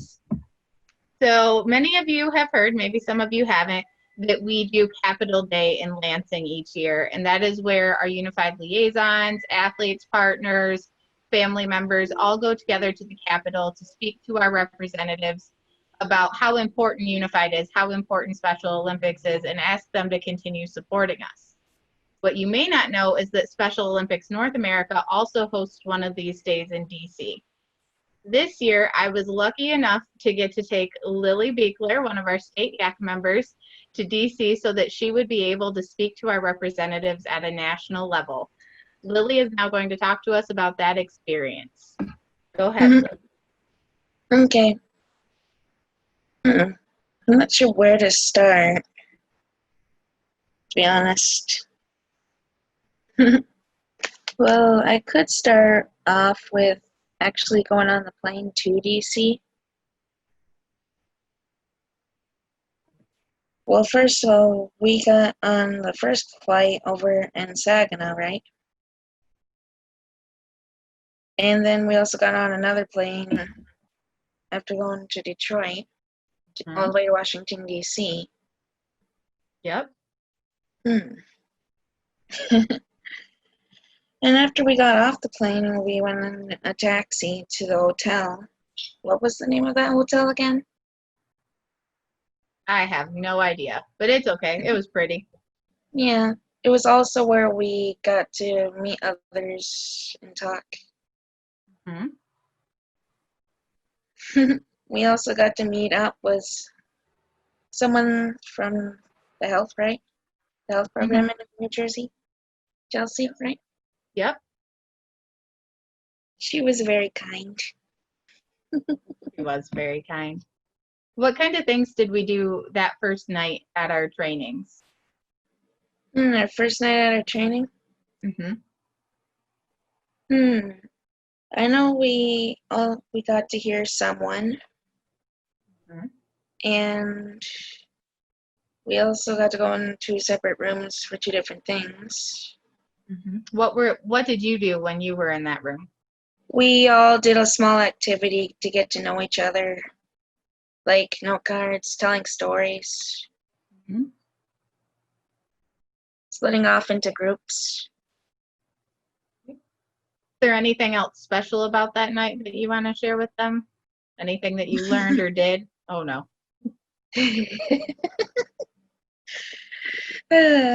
Well, I guess after that, we also had dinner at that taco place. We did. Restaurant. It was really good. So tell them about Capitol Day. Tell them about when we got up early. What did we do? When we got up early, we had breakfast. We went on a bus at a scheduled time. Where'd we go? Well, that's the thing. I'm not very familiar with certain buildings.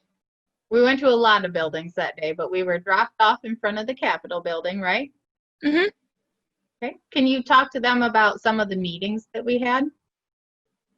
I know the first meeting was one of the legislative's correspondence. And what did we talk to them about? We talked to them about Special Olympics and Unified and the program we did. A little bit about the act too. How did they feel about it? Well, the way she kind of felt about it kind of looked like she was interested in it. What special thing did she let you do in that office? Do you remember? Sit in the big chair. Yep, you got to sit in the legislator's chair and take pictures. How did you feel during that meeting? I felt like I was making a change. Were you nervous at all? No, not really after the practice we'd done.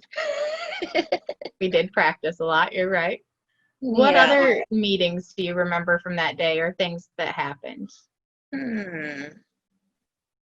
I remember one in particular. What? This one is what Maddie kept trying to make me say. Oh, Bill go ahead. Nye, we got to meet. We did. Bill Nye the science guy was there. I freaked out. Lily kept me calm.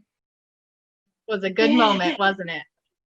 Yeah, it looked like you're in a geeking mode at the moment. Oh, I absolutely was. Did a lot of singing the theme song, huh? I know if Maddie didn't let me say this, she would let me down. Maddie loved it. She pumped her arms. Yeah, I saw. What about the meeting we had after we met Bill Nye? Do you remember the big meeting? The one that Tim With Shriver Shriver? was at? Yep. Can you talk about that meeting a little bit? Yeah. I know we were with one of the actors too. He was from Scrubs. What was his name again though? John. I didn't know you were gonna quiz me. I don't remember his last name. But tell them kind of what we talked about in that meeting and how you felt talking in front of an actor and in front of Tim Shriver. I kind of felt relieved when I talked to them. You felt relieved? Why is that? Like I was talking more about Special Olympics and how my experience was going.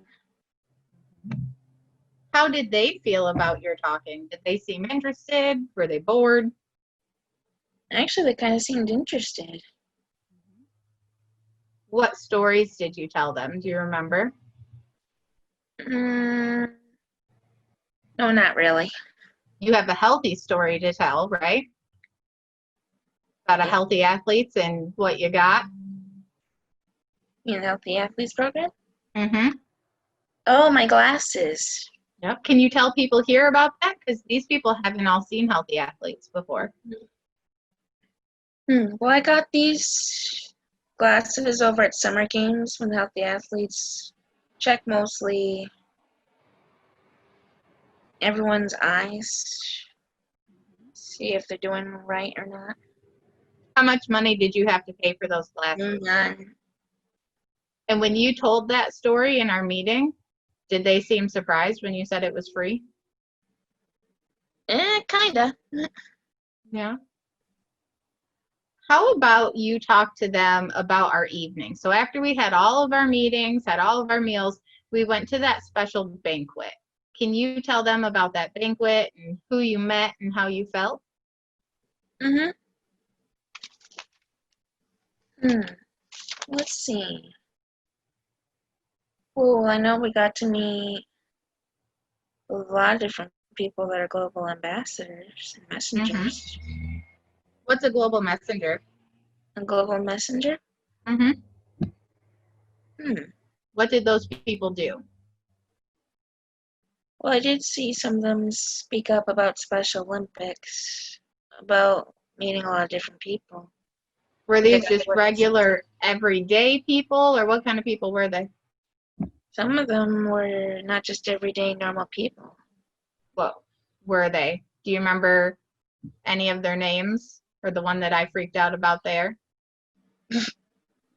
You remember the big tall guy's name? I know you. I'm not really sure on the name, but I do know the show one of them was from. What show?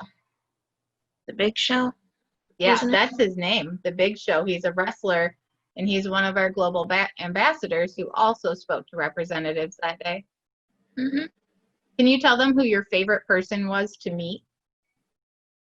Well, I got more than one. Okay. Who was it? Well, of course, one of them would be Tim Shriver. I enjoyed meeting him. Tell them about that meeting. What was it like to meet him? It was very exciting. Why? Because I never got to meet him before, and he's one of the founder's son. Was he nice? He was very nice. He was. So, oh, who was the other person? You said you had more than one. I think the other one would be, well, Mary Davis. And who's Mary Davis? So far, what I see right now, because I also got some of this down from yours, your Facebook. Yep. CEO of Special Olympics. All around the world. How did you feel meeting her? I actually felt honored to meet her. You did? Okay, so you met all these people, you talked to all of these government officials. Do you feel like while we were in DC, people seemed to be supportive of Special Olympics?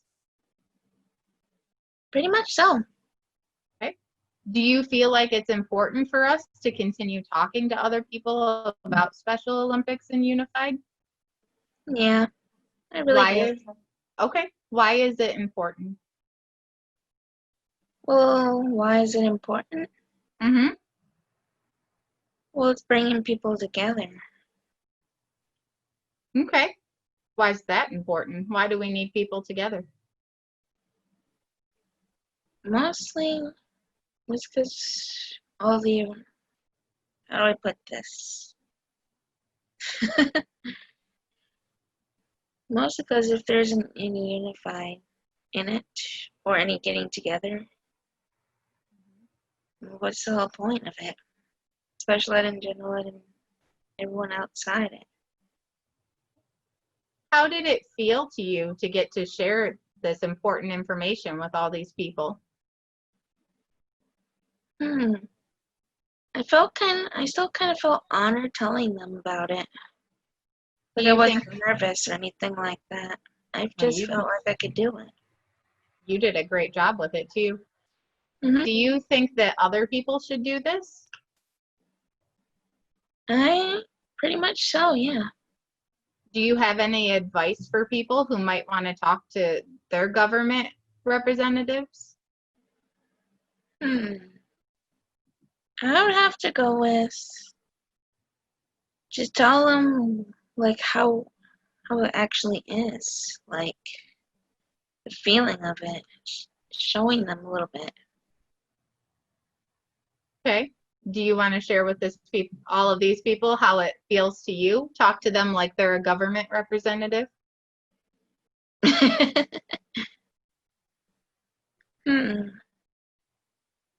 That one's gonna be a hard one. I'm used to it face to face, I guess. Can you see everybody's faces right now?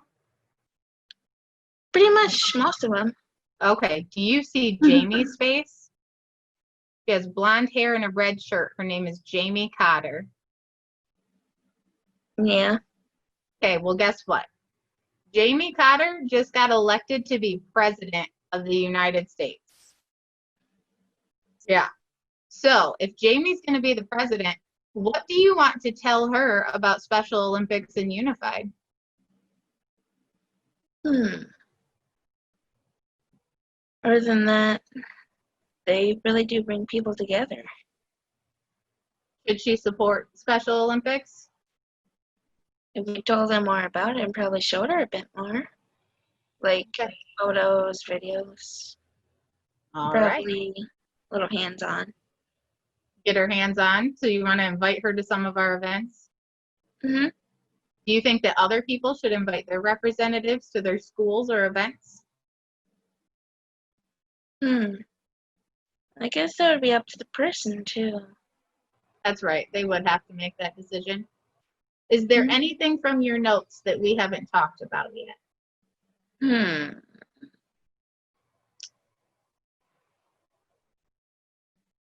Nothing that I could see, but I do have one on one of the meetings. One that had all those cereal boxes in them. With You can tell everybody about that. Where were those cereal boxes from? Didn't really get that part. You remember she had cereal and different kinds of pop that were all made in one state. Remember what state it was? Michigan. Yes, ma'am, Michigan.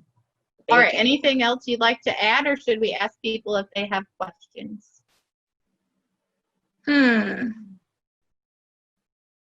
Well, not really.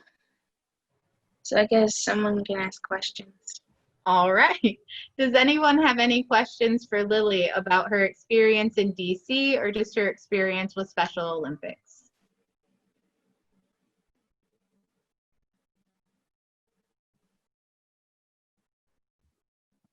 The crowd. Lily, if I know Danielle, you probably got to do some sightseeing while you were in DC, even though I know it's a busy schedule. Did you get to see some of the monuments or anything like that? Yeah, we got to see a couple of monuments and also got to see a museum. Which monuments did we see? Do you remember? Not really. I'm not What really was the one you wanted to see the most? Because that's the one we saw first. Has a big man in a chair. Right by that pool that I was going to put you in. Oh, Arnold's still going on about that. The Lincoln Memorial. Yeah, but still going on with the pool thing again?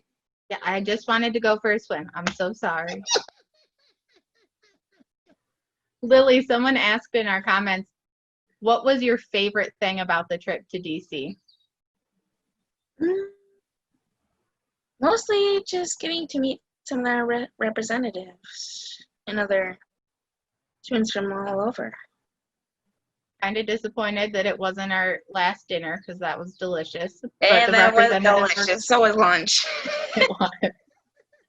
Another question was, what was your favorite monument? I would have to go with the same monument that you just spoke of. The Lincoln Memorial? Yeah, I enjoyed seeing that one. Oh, Lily, someone wants to know about the relationship that you and I have and how we've bonded. Can you talk about that a little bit? I guess so. And what it was like to travel together? It was fun.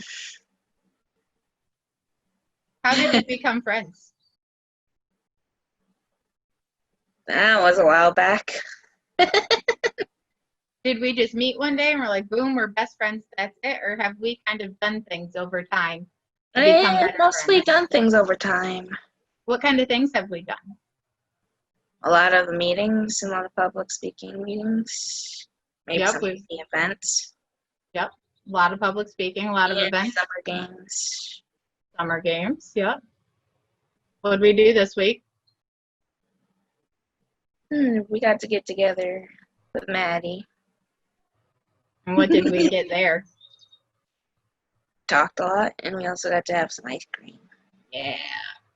Did we talk? You guys love the waffle cones. It was delicious. You should have got one. I'm Did gonna we do fill one- the cups. The That's bubbles fine. were awesome. The bubbles were awesome, but Lily didn't spill all over the table, so she may have made the right choice. That is true. Lily, do we talk any other ways? Well, mostly once in a while on Facebook. On Facebook Messenger. All right, my dear. I am going to give you a break if there aren't any more questions for Lily. We're going to listen to one more presenter, and then we are going to take about a 10-15 minute break. Within that time, we will be showing the video from the young lady that we talked about earlier. But right now, I am going to pass over to Kendall, who's going to talk to you all about the importance of letting students lead. Okay, I didn't know if I was ready to go yet. I didn't know if you were going to talk anymore. So I'm using Sam's phone because I have all this stuff written out on my phone. But so as a student, I think that doing the unified leadership class, it's the most important thing for us to figure out things on our own without all the admin and the adults telling us what to do. And something from my personal experience growing up was in my 8th grade year. The class was then called Project Unify, so that's how I know it. But so in our Project Unify class, before I entered that class, I was more of a follower than a leader. I didn't really know how to lead other people. So my teachers, Miss Arnold and Mrs. Bright, they gave me the opportunity to run the class for a day. And I'm going to be honest, it was really hard to do that because it was hard to see how I was treating the teachers with they would talk a lot. I know I talk. And hold on. It was hard to see how I was treating the teachers and everything because I felt I was treating them and how the class would treat me. And during the class, we were trying to write a script for a commercial we were going to do for our Project Unified class. And it didn't work out, but we were trying. And no one was coming up with ideas. I had to start getting kind of rude. I was like, will you guys just listen to me for a couple seconds? And no one was doing what I was asking them. But that was a changing point in me for being a leader because I realized that I had to step up and take that role to get other people to focus on me. But then at the same time, I also have to listen to other people's ideas. Being a leader isn't all just about doing stuff all by yourself. You have to listen to other people's ideas. It's not all just about you. And there was another story. We had an aide in our class. I'm not going to say his name because that'd be mean. But we had an aide in our class, and he wouldn't ever let us do anything all by ourselves. He would always take the initiative to do it on his own, and we can never do anything by ourselves. There was one time we had to organize our tables in a specific way, and he started getting angry with us. He was like, no, you aren't doing it the right way. You have to do it this way, or you have to do it that way. And it kind of irritated us because the whole point in that class is for us to be able to grow ourselves and to have ourselves grow with and become friends with the athletes. And it wasn't allowing us to talk with the athletes or work with them or talk with our partners and work with them to be able to do our challenge. He just did it all by himself, and it kind of ruined the whole point of our project. And for us to be able to grow with the athletes and become better friends with them, we need to have our own time with them. It's I'm trying to figure out a way to explain this. When we would branch off into different groups in that class, it would be like 2 athletes and 2 partners. And we would all have to like figure stuff out on our own. Like our teachers wouldn't help us with anything. They would try and guide us in a direction sometimes, like, oh, well, maybe you should try this and see where this takes you, or try this maybe.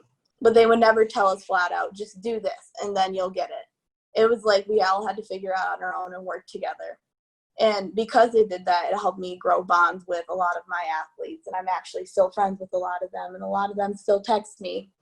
And it feels good to know that I was able to become a leader by myself and not have like the teachers help me with anything, like sometimes guide us, obviously. And I was able to grow bonds with people, and it helped me grow into a better leader and a better person. I love it. You're definitely right. That day that you had to take over the class was a turning point for you.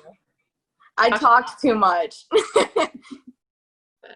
Does anyone have any questions for Kendall about the importance of leadership or her experiences within Unified?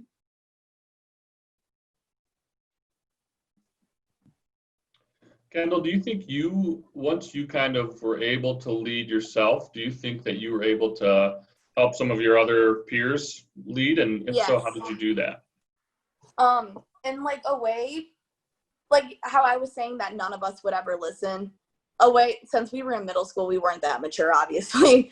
But I would try and be like, hey guys, why don't we try and pay attention? Or like, how about let's do this instead of just sitting here on our phones and talking to each other. Let's try and get our work done and like make this look good.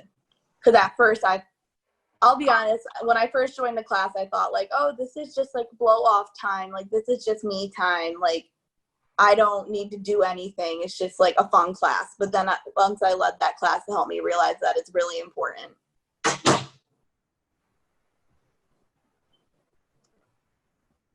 Kendall, one of the questions from the chat says, how has this changed you as a person, either with your family or friends? My family or friends? Let me think. It's done a lot for your family relationships if you think about our word and your leadership and stopping that. Yeah, okay. My family used to say the R word a lot. Like I didn't really like care when I was younger because I didn't understand what it meant.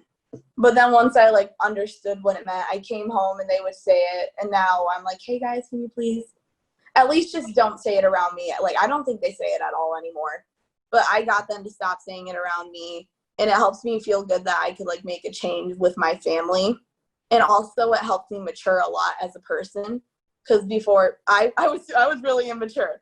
And it helped my family actually grow closer to me, and they sound sad, like they like me more, even though they obviously like love me. Like they like me more as a person. They want to like be around be around me and like all my cousins and whatnot. Have these leadership skills changed your friendships in any way, or your activities in sports maybe? Well, actually, when I joined Unified, I became best friends with my best friend Sam, whose phone I'm actually on right now. And in sports, I play softball, and it helped me grow as like a player in my leadership skills. And because I was able to tell people like I was, oh my gosh. So it was my sophomore year, and I was one of the captains on the team. It was because I was able to like be a leader, and I could tell people what to do in like not a mean way. Like I was able to help people grow and like help people out with like their sport and how to do it and become friends with other people, because I felt bad because when I was a freshman, I was on a team with older girls and I didn't have any friends. So I tried to help the younger girls feel more welcomed. Love it. Any other questions for Kendall? I have another one. When you said you kind of realized, like when you became a leader and you had to listen and those sorts of things, and this is a question for Danielle as well, how did that change your relationship with Mrs. Arnold and Mrs. Bright, if at all? So I know Mrs. Bright, she wasn't like the biggest fan of me because again, I wasn't mature at all, really. Yeah. And then once I started to grow and become better friends and realize like the point of the reason why I was in that class, Miss Bright started to love me, and we still have a super close relationship. And Mrs. Arnold, she told me she always saw something in me, but she helped me more than anyone to break me out of that shell. and helped me like realize what I could do in the world. Maya cried a little bit just then.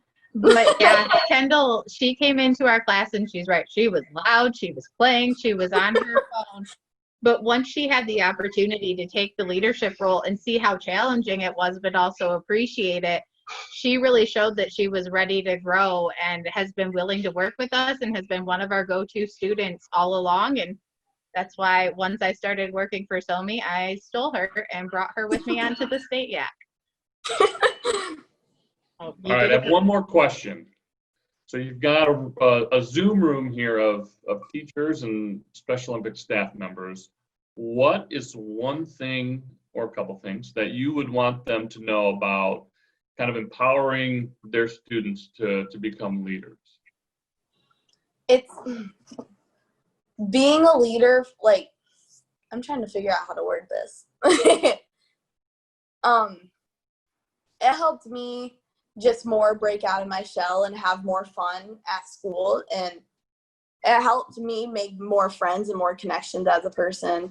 And it helps the athletes a lot because they never get out of the classroom that they're in. Typically, like, they're in a classroom with like set people, like all 4 years of high school or all 3 years of middle school, and it helps them grow connections and it helps them make new friends that they never thought that they'd make. And like we just had like our own little prom, and we invited a couple of the athletes, and one of their dads texted Sam actually and was like, thank you guys for giving him this opportunity. I never thought that he would be able to like grow up, like grow out of his shell. I never thought that he would like make new friends in high school, and so that felt really good.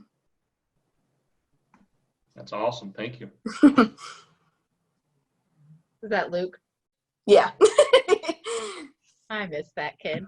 He's so cute.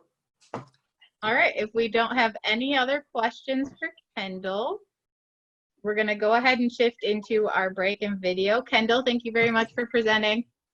Drive safe, please. I will. All right, so we're taking a break later than we have the past couple days. So let's say we return back to the computers to about 11:20.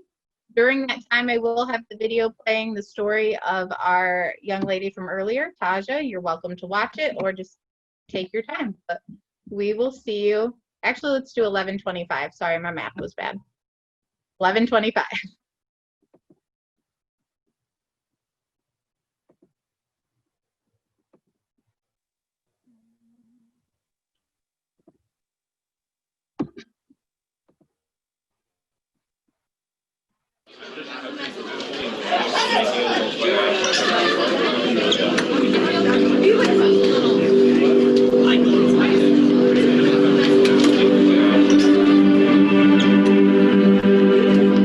I was diagnosed at the age of 10 with a learning disability.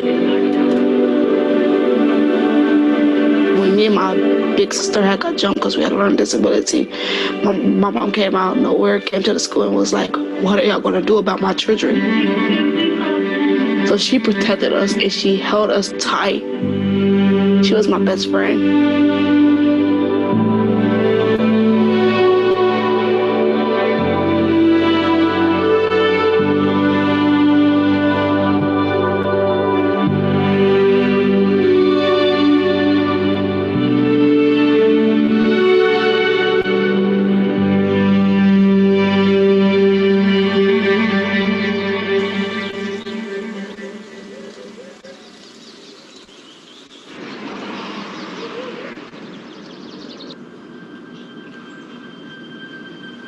My mom, she had a learning disability.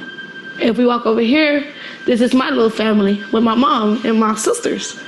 My beautiful mom and my two beautiful sisters.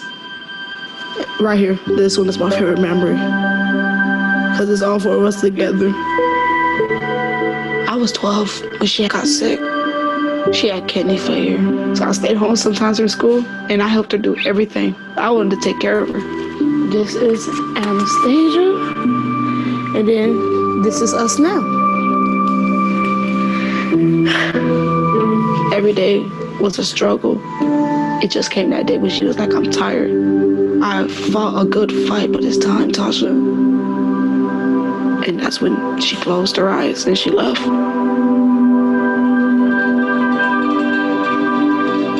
Everybody was like, it's going to be okay, and it's going to be okay. She's in a better place. At that time, if anyone would have gave me sympathy or condolence, I would have hurt someone.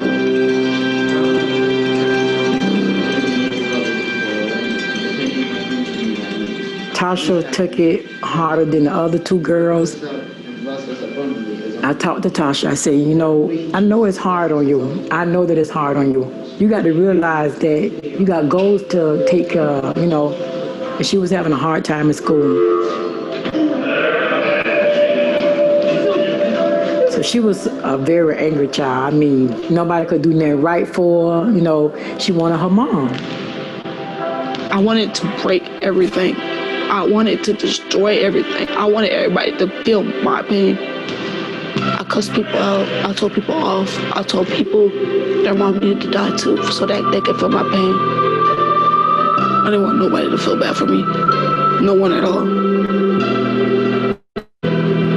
Every day I came home, I locked the door, just locked myself in the room.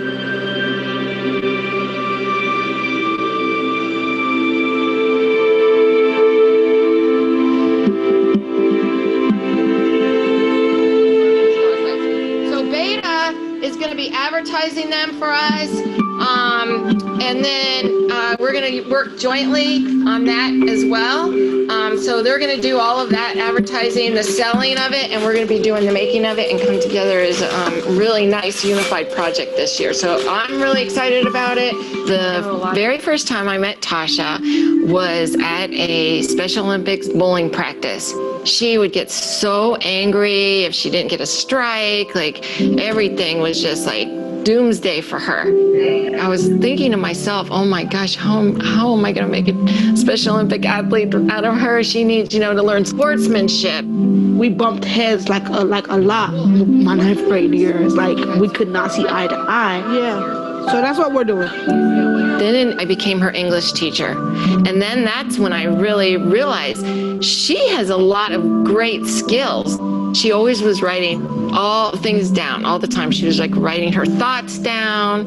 It's everything that she would want to say and maybe can't actually verbalize.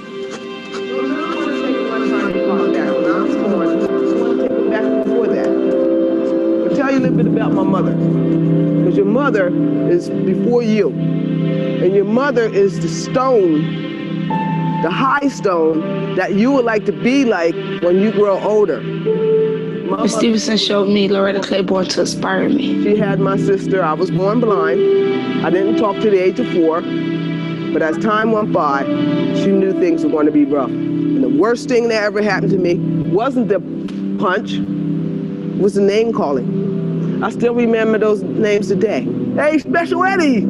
Hey, you in the dungeon! And like, I heard her life story, what she had to go through. Through it all, she kept pushing and pushing. That was like, whoa, that's my goal. There goes a goal right there. You never know what the future holds. But you, as a person, can make a difference. To be an inspirational speaker, to do everything that she has done, but better. For you, you're like my inspiration. I'll tell you what, I'm literally just be yourself, right? And your best. That was the moment that changed my whole perspective of life. That's when I really got involved into giving speeches. What will you do when life gets hard? Will you run from it, or will you stay and try to overcome it? I think what you will try to do is overcome it and let God help you.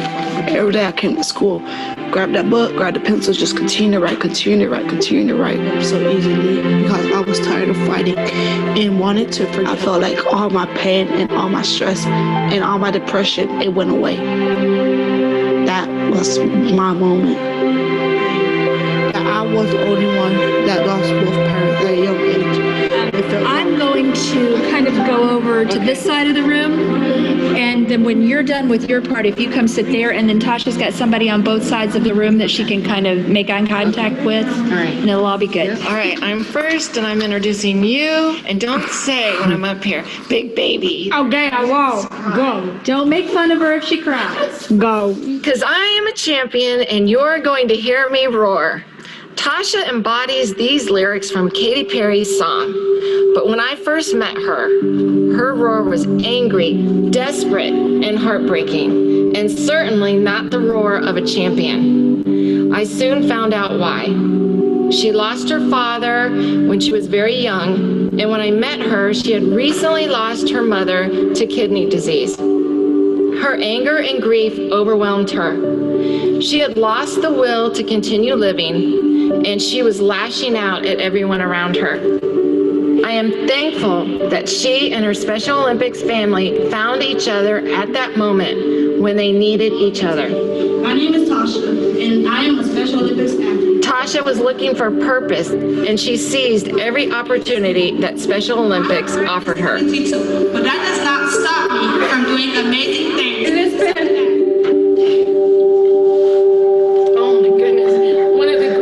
It's been one of the greatest honors in my life to watch Tasha grow into a confident, accomplished young woman who can't wait to take on life's challenges. I want this world to be a better place for young adults and kids with intellectual disabilities. I love Tasha as if she were my own child, and I'm so happy to introduce her to you.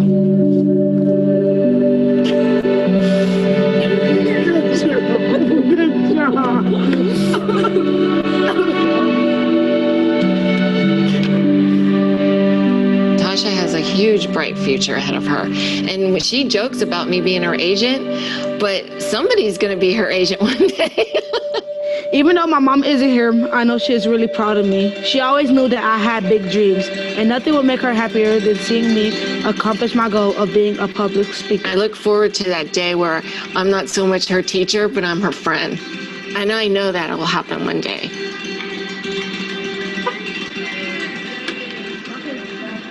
Miss Stevens and my grandma helps keep me focused on my goals and keep me going in the right direction.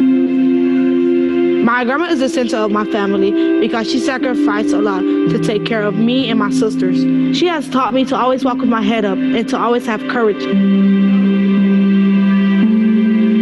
To see Tasha grow up as she is now with the help of Miss Stevenson, Special Olympics, I thank them so much. It's just been a blessing to have those girls in my life.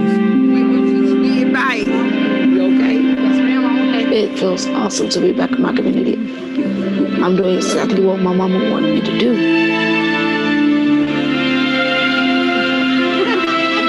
Don't say I have a disability. Say I am somebody. Say I am going to be somebody. I'm going to change the world.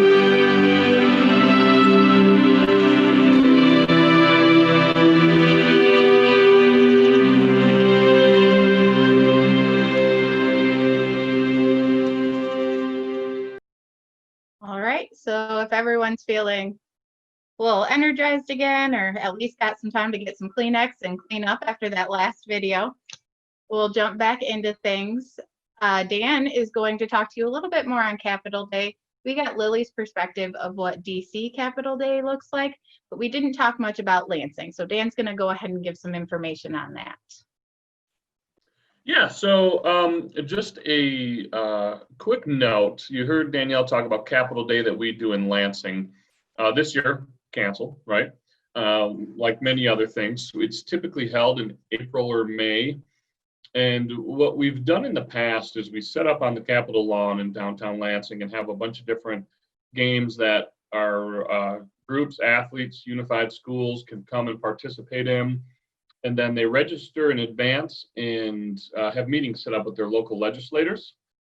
This year, we were going to do it a little differently than we had in the past. Typically, we always invite big groups to come in, like you could bring your whole classroom. And this year, we were doing a little bit more focused approach with less people, but wanting to really try and get somebody from every area of the state to come and share about their experience. And it's really about advocating for our Unified Champion Schools program, Special Olympics as a whole, and as well as our health program. So it's something that we will likely continue. It kind of puts us in front of our government officials to let them know all the great things that you all are doing every day. And so as we kind of look to the future, certainly this year we don't have a plan quite yet for Capital Day, but whether it's in this coming spring or the spring after that, when we have Capital Day, we would love to have a representative or a few reps from your school to come and join us. Whether it's, we understand that it is during the day, during the week. So for educators and students, it can sometimes be difficult. But it's something that we want to put on your radar early, because if it's a thing that you can advocate with your administration and say, hey, can one of our students or a pair of our students and a parent come? It's a really well done event. When you come in, you register and get briefed by our staff and our lobbyist in Lansing. And they give you some talking points. And it's really about sharing your story with Unified Champion Schools, or a parent and an athlete and a partner of their story. What's their experience? How has it changed them? So we have lunch on the lawn as well, and we have different legislators that come out, and when they're in between meetings, they'll stop and play some bocce ball with our Unified athletes and partners that are out there. So keep it in mind. It's something that we really, it really is helpful for us when we look at our state funding and with the Department of Education. And it is during the school day. Usually we have everyone get there about 9:30, and we go to about 1 or 2 o'clock, depending on when meetings wrap up. So you may come and have 1 meeting or 2 meetings. Some may have 3 or 4 meetings, but it's a good opportunity for student leadership to advocate. But it's a high level event for us to show how this program is changing schools across the state. So keep it on your radar. We usually roll it out in the winter with or not an application, but a registration. And we'd love to have as many schools as we can get there to advocate for the cause. If you aren't able to make it to Capital Day, or even if you are, but you still want to reach out to your representatives and invite them to any events happening in your building, you are more than welcome to do that. We love for them to just be able to see what's going on and get that real life interaction. All right, so jumping back into the students, we've got another video. This time it will be from Dylan again, speaking to us about how Unified is more than just sports.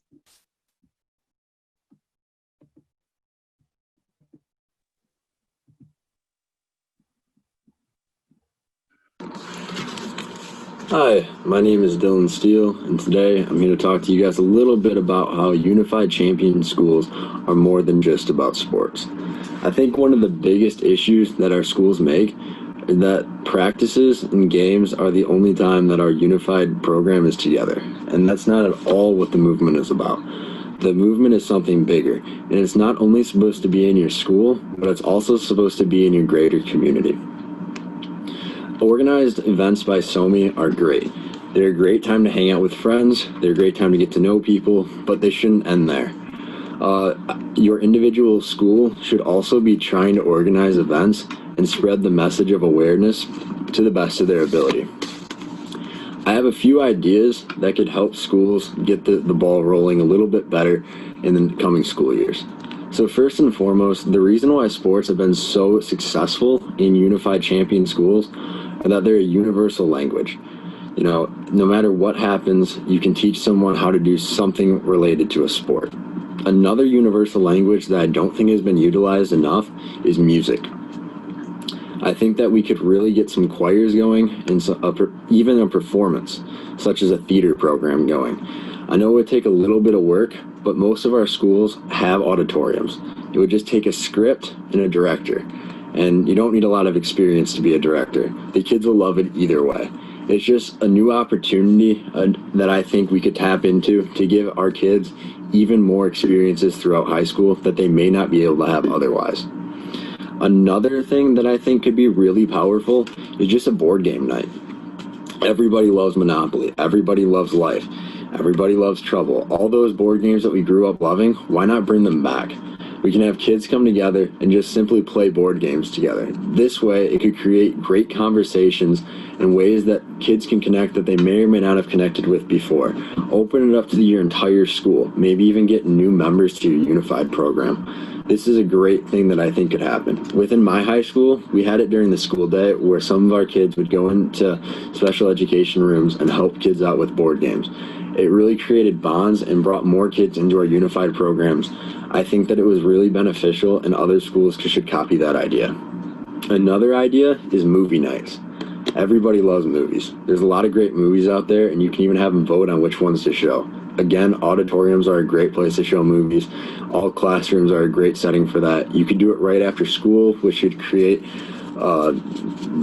the issue with transportation. That way, parents wouldn't have to rely on that. Your older classmates could provide transportation home, kind of get around that barrier that I see being a bit of a minor issue. Marvel movies are great. You can kind of start from the beginning, kind of go through every week. Star Wars movies, all of those, great options. Another thing that I think we could do, and this is borderline sports related, but not playing a sport, so I'm going to accept it, are game watches. Game watches are a great thing. I think they could be more effective than movie nights, because during a movie, you got to be quiet, you want to be able to hear it. So there's not a lot of, information sharing, getting to talk to people, getting to know people you want to get to know.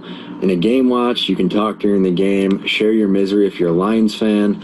I think the Michigan game would be a great thing to use that for. That way you kind of get two sides going. You get buddies from your team, a little bit of smack talking going with the other side. I mean, all friendly, of course, nothing crazy. But that way you can kind of create new bonds, and through a shared experience as, when you cheer for your team for so many years, you create that bond that you're going to be with this team for life. Lifelong fans, especially, colleges, you got a lot of experiences there, pro games, stuff like that. Another thing that schools can organize are like small trips to go see things. Again, a little bit sports related, but you can go see like a minor league baseball game. Those are fairly inexpensive. I believe the Great Lakes Loons, the minor league team by us, single A affiliate with Los Angeles Dodgers, you can get lawn tickets for like $6, so it's fairly inexpensive to do that. I'm sure busing and stuff. I know our school has got some buses donated to us for our unified program. So again, that's something that you can look into. It's just a great experience. Have some people go out to a ball game, have a lot of fun. Obviously, it doesn't have to be sports related. My life revolves around sports, so that's just kind of what I thought of. But I mean, there's a lot of other opportunities. Maybe going to a movie, the movie theater, kind of going along with the movie idea, stuff like that. So just all opportunities to look forward to. The other one, and I touched upon this a little bit on, I believe Tuesday was when the other video I recorded aired, is esports. For those of you that don't know what esports are, those are just a fancy word for video games. I think those are a great way to connect outside of school. I talked about them a little bit, so I won't go too in detail here. But I just think that that's another opportunity for all of us to get together and have some fun. Obviously, with gamer tags and stuff, like I talked about, you can play at home, so that way it kind of brings unified to your house. But there's also great party games. I think the best console for party games is the Nintendo Switch. Everybody loves Mario Kart. That's a classic, a great way to get people together. And then obviously with Smash Brothers, you can have up to 8 players playing that at a time, so you get a little bit more controllers going, get a little competition going in there. I see a lot of benefits from that. These are just some ideas that I came up with. I'm sure that you guys all have some great ideas as well. Feel free to talk amongst yourselves, share some ideas, figure out what will work, what won't work for your schools, and hopefully we can make Unified Champion schools more than just playing sports. Thank you.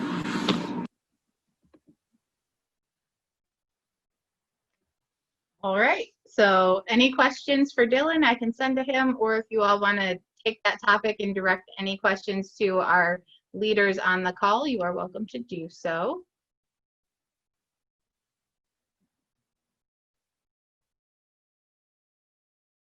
I will add to the board game thing that Uno seems to be a hit with everyone. We had to replace our Uno cards many times over the years, and I know at camp that was used as well. So even if you can get your hands on a few decks of those are a great replacement for board games. I agree. Danielle, when they came into my classroom to play board games, Uno and Jenga, and then Tensies, which is where you roll. It's a bunch of dice, and everybody has their own color, and they have 10 dice. And you have to just keep rolling until you get all of the same number. So like if you roll and you have 2 3s, then you leave those 2 3s out, and they just keep rolling.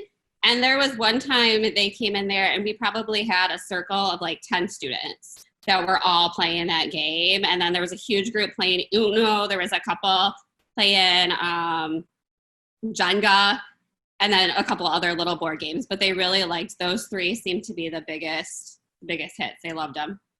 Those are great suggestions because those are also games that people can jump in on real easy, it sounds like. I want to play that Tensies game now. It sounds like just intense Yahtzee, and I'm ready for it. So fun, and it's simple enough for the kids to catch on really quick. Love it. Thank you for sharing. Lily got a thumbs up on that one too. Thanks, Lily. All right. If there are no other questions, our next student presenter is going to be Angika. She's going to talk to us about the importance of spreading UCS. So Angika, it's all you. Okay, so I just wanted to talk about it from my own personal experience. So when I decided to start start a unified program at our school, I wasn't sure about how many kids would actually want to participate. And after the bocce ball event we did at school, and we went back to the classroom, I was asking around to all the kids about would you want to do this weekly or something like that? And they were really excited. And a couple of kids also were wondering if there were other sports like basketball and cross country and track and stuff like that. So I think it's really important to spread the UCS program at other schools because you don't really know how many kids actually want to be involved until you get there. And they were really excited and were like, can I have a form? Can I have a form? So it's getting the information out is a really good step in spreading UCS, and it's really important to reach out to those new schools. I also think it's really important because UCS gives a lot of leadership opportunities, as we've been talking about through the day, that a lot of kids don't get the opportunity to lead at schools. And it's kind of cool to do things without your teacher always being there and telling you not to do things. A lot of kids were excited about doing things during school, so they got to miss class time and stuff like that. So it's just a good way to get some ideas flowing and really get students involved. But those are the main reasons I'd say it's really important to spread it to new schools. Great, thank you, Angika. Any questions for Angika today about spreading UCS?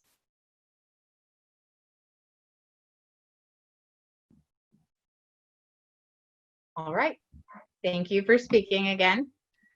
Max, we're gonna throw it back to you to talk about leading in a group and helping others. Are you ready for this?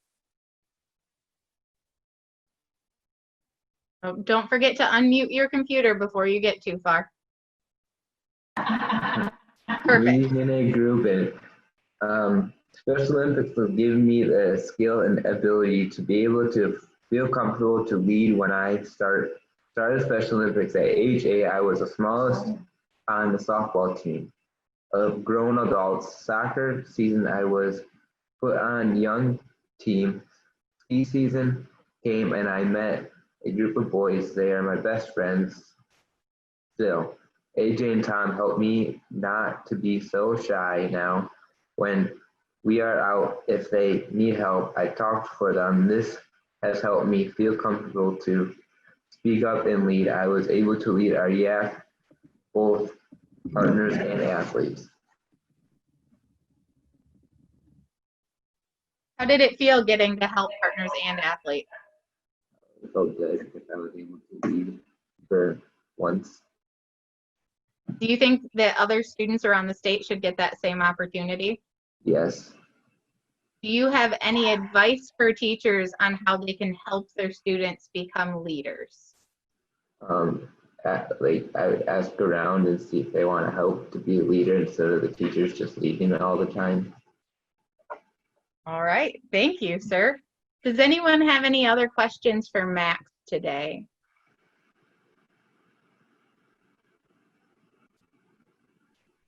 All right, thank you very much, Max.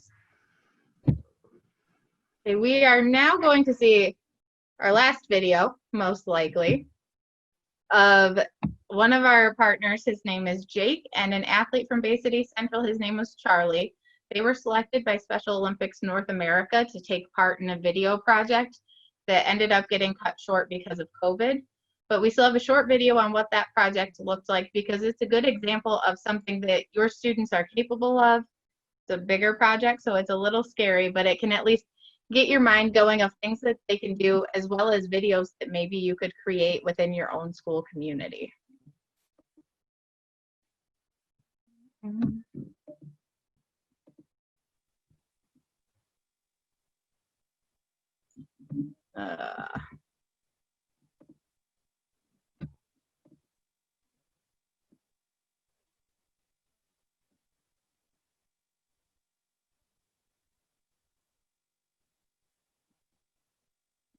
course, that's if it's going to play today. Go. Hi, my name is Jake Van Nottingham, and I would like to talk a little bit about the Youth Mentorship Film Project that I had the opportunity of participating in my junior year at Bay City Central High School. This was a program that selected multiple partner and athlete pairs from across the nation to study and create a film showing inclusion around their school and their community. This program also teaches and walks through the filmmaking process at an intermediate level throughout 4 online Zoom meetings. Our goal of this project was to share our story of inclusion in a short film by filming the impact that Brad Cherry has on Bay City Central Special Olympics, as well as his own family and friends. We planned on doing this by working with my partner, Charlie Blankenship, to film Brad's basketball tournament that was held at Handy Middle School. We also planned with talking to Tim Marciniak, his family, his friends, and his coaches, but this did not go according to plan because of the coronavirus and the impact that it had on our school. This project presented me with several opportunities, like having the privilege of meeting Brad and his family, as well as other partner and athlete pairs from across the nation. It also taught me how to learn and film and edit clips into one cohesive video. I really am thankful for having this opportunity, and I really appreciate the YMP and all that it has done for me.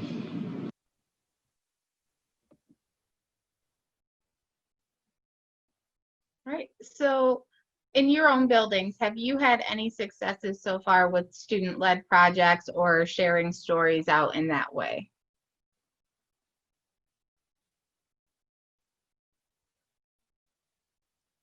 Has anyone thought about trying to do any videos of their student body? Mariah, do you want to talk a little bit about Howell High School's video that they put together?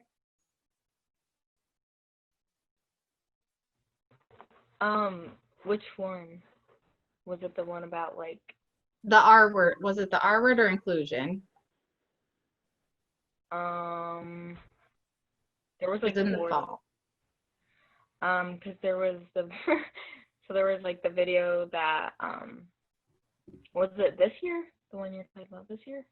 Really, if you want to talk about kind of all of them, more of who was directing those, who was putting them together, what that experience was like.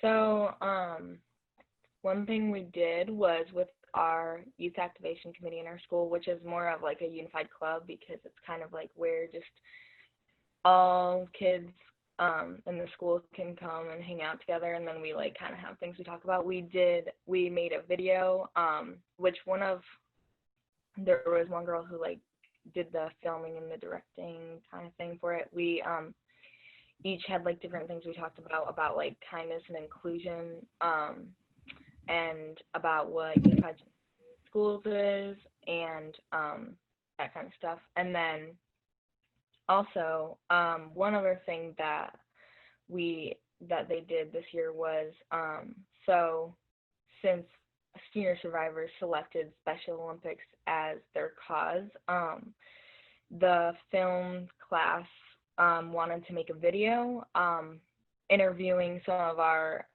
athletes and some of the people from our peer-to-peer program, which I think they got it mixed up because they didn't really know what the difference was, but and just like ask them about like what it was and stuff like that. And then they put that video out for when they like announced that Special Olympics was the cause for Senior Survivor. How did how did your students react to the videos? I think a lot of people reacted pretty well because I have a really big school, so like it's really hard to get a message across to the entire student body. But since it was so closely related to Senior Survivor, that's one thing that everybody in my school, no matter who you are, no matter what you do, is involved in and loves. So everybody was able to see like what Special Olympics was and what Unified Champion Schools was. So it was like something big where people finally started to realize like really what we were doing in our schools and stuff. Okay. And you mentioned Senior Survivor. Miss Mitchell has talked to us about that a little this week, but can you tell us more about the challenge part of that? Like the challenges that they do? Yeah. So Senior Survivor, there's seniors who are selected to do like a week thing, like throughout the week, and they do challenges, and like people get like eliminated throughout. So there's challenges like food challenges, like you have to eat this mixture of weird things. There's like courses that you have to go through. It depends. Every year they're different. There's like acting, there's singing challenges, there's like everything you can think of. And you can also look up those videos on YouTube more to find more challenges if you wanted to look into that.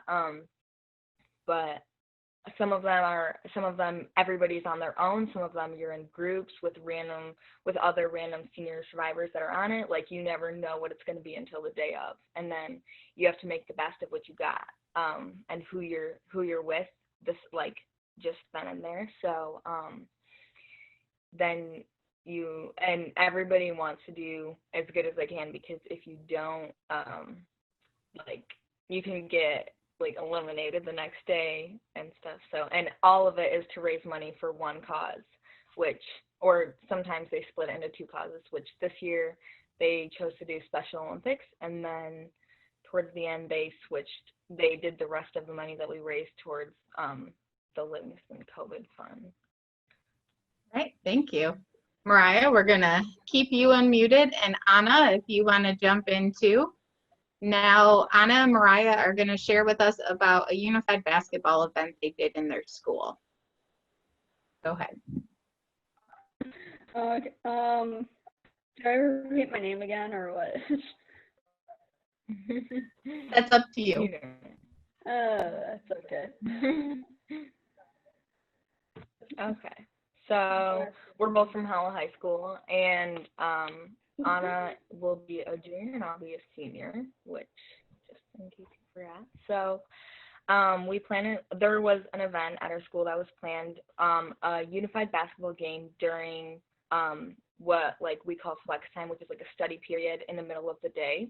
So our school has two different unified basketball teams, which we work with in practices and stuff like that, but we're all one, like the Howell Unified Basketball Team.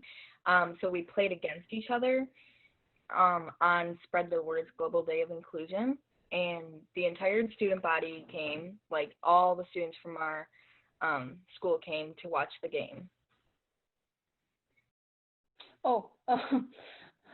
How we prepared our students outside of the uniform program. We used social media, the UCS account. All teachers brought their classes. We had it being announced on the daily morning announcements. We both told their friends about it so they would know about it. And so the challenges that we faced was, I would say, mostly with student leadership, because the staff at Howell High School has never really seen students being in charge of an event that's something as big as that. So it was it was hard to have that kind of student leadership on a project like that when it's something so new to our staff. And then another challenge was that we only had 1 hour out of the entire day to have this game, and anything else we wanted to do. So most of it we weren't able to like speak during halftime or any of these things because we were very short on time. And then, or like speak to the crowd and stuff. I think there was like Miss Mitchell, who was on here, might have like said a few things to the crowd about Unified Champion schools, but I think if we would have like been able to let our YAC and our Unified Club come up with ideas for the event and ways that we could have made it more awareness in our school for UCS, that would have like made it better. So that was one of the challenges that we faced. Should other schools do it? We both said yes, 100%. Bringing awareness to all students about unified and inclusion. The staff and students get involved by watching and cheering, which brings the whole school engagement. Really fun to show the school what we can do. And then my overview was, I love playing in front of people. It was really fun for my second year of basketball, and we got to show the school what we can do. I love basketball. And I love getting to play in front of the whole student body and getting to show our school what we do. Watching the crowd cheer when somebody makes a basket and really get involved with the game is one of my favorite parts. And overall, just love like school spirit, especially surrounding Unified, because it's something new to our school, but they're still able to show their spirit. Yeah. Do you have any more advice for any schools that may want to do this during their school day? I would say if you have some sort of study period or flex time that we did, that's a really good way to use it, because I know with our school it's really hard to get an assembly that's not during flex time, because just making an altered schedule is difficult for schools. So that's one thing. And like making an assembly where all teachers bring their students, because then you get the entire school. But and another thing that I would say is have your Unified Club or have your YAC come up with ideas, make posters, tell all their friends about it, and let them really generate the ideas of how things can go, more things we could add to it to make it more than just a basketball game, the spread the word, inclusion posters, all of those things, the banners, make it a whole event rather than just a basketball game, and have that be a student-led thing. Like it, great advice. Does anyone have any questions at this point for Mariah and Anna about events? I have one. So you had this huge event, all of the students came. What was the reaction or kind of the impact of your student body afterwards? Like, did you hear good things from the other students, and did it kind of pump up your UCS program after that? Anna, do you want to answer that one? Yeah, like after our games, there was like a lot of like, everyone really liked us and stuff as like a team and that and stuff. Yeah. And I went back to my class and stuff, so I was like a little bit late because I helped clean up.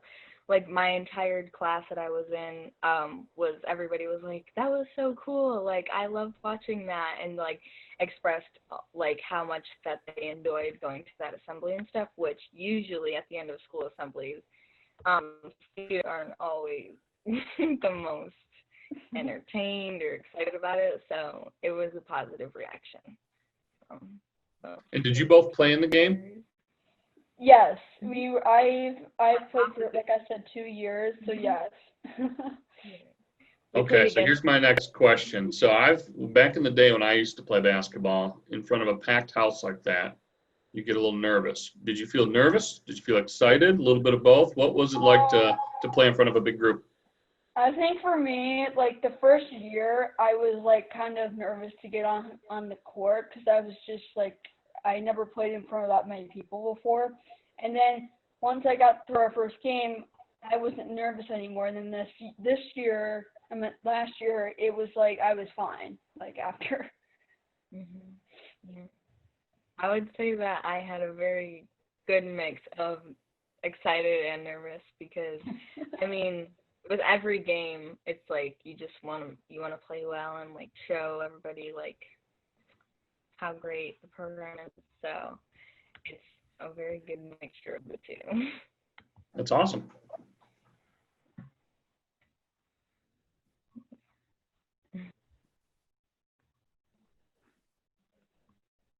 So I don't know if Miss Mitchell told you this, but earlier this week, we announced some of our schools that have been nominated to be a national banner school, and Howell High School is one of those schools. So very exciting. There's only so many in the country that get selected, so we're kind of waiting to hear the final word, but because of all your work that you two have put in, and your peers, your school has been nominated as one of the top schools in the country for Unified Champion Schools. So congratulations. Awesome. Thank you.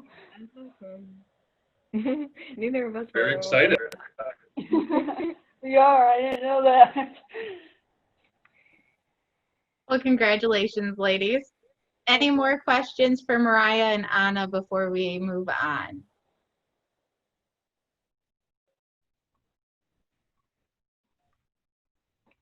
All right, that wraps up our student speakers. We do still have our panel coming, but Dan, if you want to take over for a little bit. Absolutely. One of the things that we're going to send around later today is an evaluation. And part of that's going to be kind of some of the takeaways that you all have taken from this conference. So we wanted to spend a little time before we move over to our panel at the end to ask our educators, our teachers on the call, what are some of the takeaways that you've gotten from the students today? Whether it's about how to implement certain leadership programs, maybe some ideas as far as events that you've gotten, like what they just put on. We'd love to hear some of those and then spend a couple minutes talking about that. So feel free to put it in the chat, or you can unmute yourself and share as well.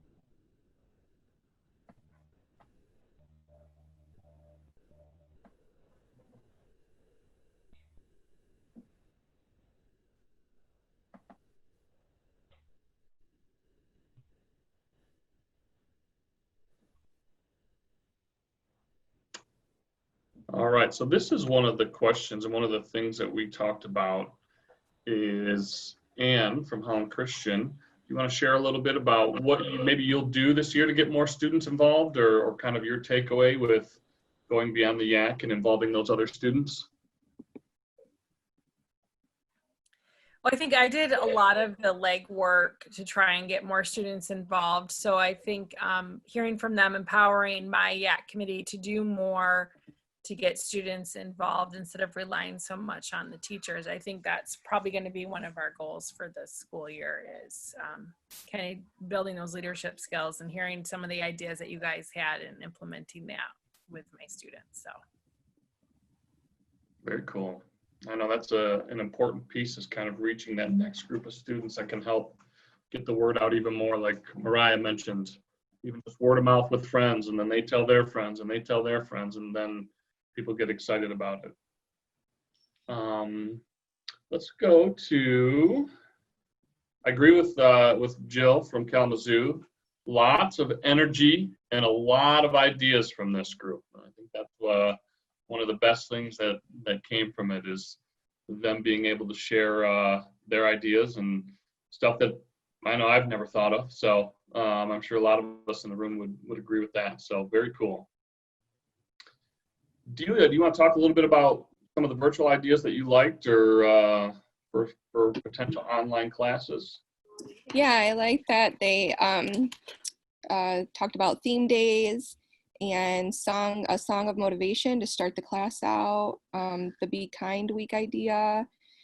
I like that every day a different person can share a goal or a fun fact about themselves. I like that they said to have a little raffle to win prizes for like maybe showing up for class or participating during class. The Kahoot game, I just learned about that, so I think that is a fun one to implement in the class as well. The short 30-second exercises, which you can always do more, but maybe it's in, you know, they can be 30 seconds and then like 5-minute Google slide or something like that, and then another 30-second or minute exercise to do. And communication and kindness, themes, stuff like that. So I wrote a lot of different ideas down that they talked about. Awesome. Thank you. We had a couple of people comment on sort of our students having persistence and being able to go to administrators or teachers and kind of share what their goals are and what their ideas are. Mariah and Anna, did you have to do any of that when you were putting together the Unified Assembly and the Unified Game? Did you have to talk with some of either your principal or some of your building administrators? I did not talk to the principal, but some of our admin are very involved with our special education program. So some of them were just like, it would have been like talking to any other teacher about it, but mainly just with Miss Mitchell, and Miss Mitchell kind of took the lead on talking with the admin and getting stuff approved. Okay. And I know you mentioned, Mariah, that there haven't been a lot of like solely student-run events in Howell High School.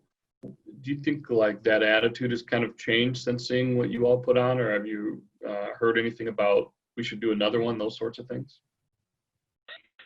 I think that like teachers in our school are definitely going to open up to more student-led activities.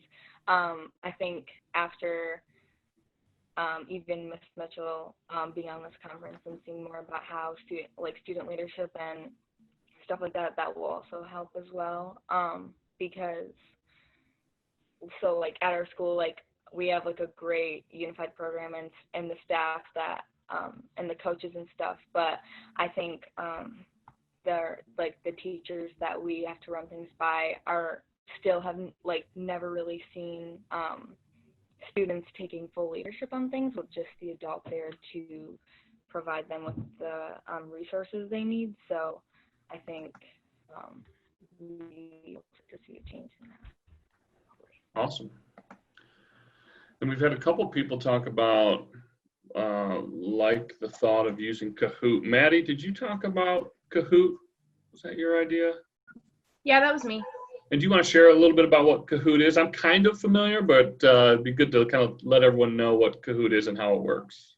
So Kahoot basically is like you get on to the website and you type in the like the ID that it gives you on the screen that the teacher or like faculty person is using. So you type in the like 6 to 8 digit number, and then it pops up, like there's a question that'll pop up on the screen with like 4 different answers, and you have like a certain amount of time to answer those questions. And so it's like it can be 5 seconds or it can be like a minute that you have to answer the question, because some of them are really tricky. So kind of like a online quiz? Yeah. Okay, and then people can enter in their answers. Okay. Yep. Very cool. Let's see here.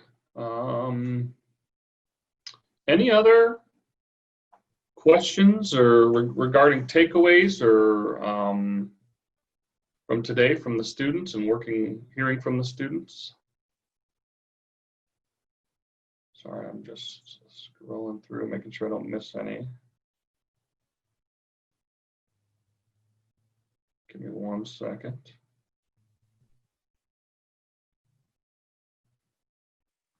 Okay.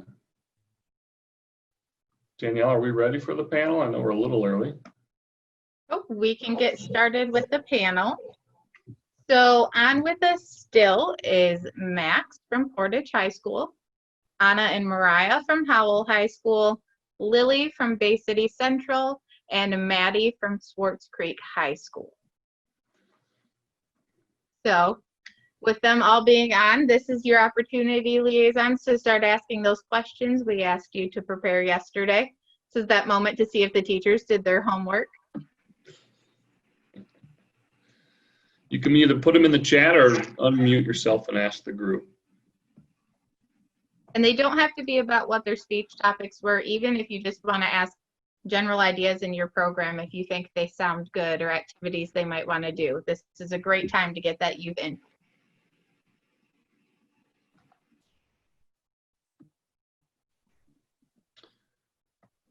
I have one. For the group, what has been something that a teacher has done that has been the most helpful for you?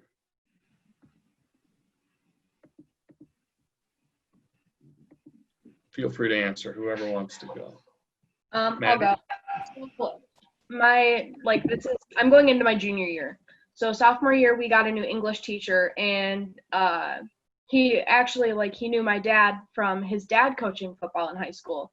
And so me and him were super close. So I feel like having one of those teachers that you have an extremely close bond with is always super helpful, because you feel like you can go to them to talk about anything. Like, you feel like they're almost like a parent, but not really like a parent, obviously. But you feel that close bond, and you can go to talk to that person about it. Like Miss Arnold, that's how I feel with Miss Arnold. That's how I feel with my teacher, Mr. Hoover. Our student council leader, Mrs. Cumming, she is the exact same way. There's just these few teachers that I can go to that I have a close bond with, that I feel like I can talk to them about my problems. I feel like that's always good for a student to have. Great, thank you. Any other students want to answer that? What's something that one of your teachers has done that's been the most helpful, either in Unified or not? I'll go. So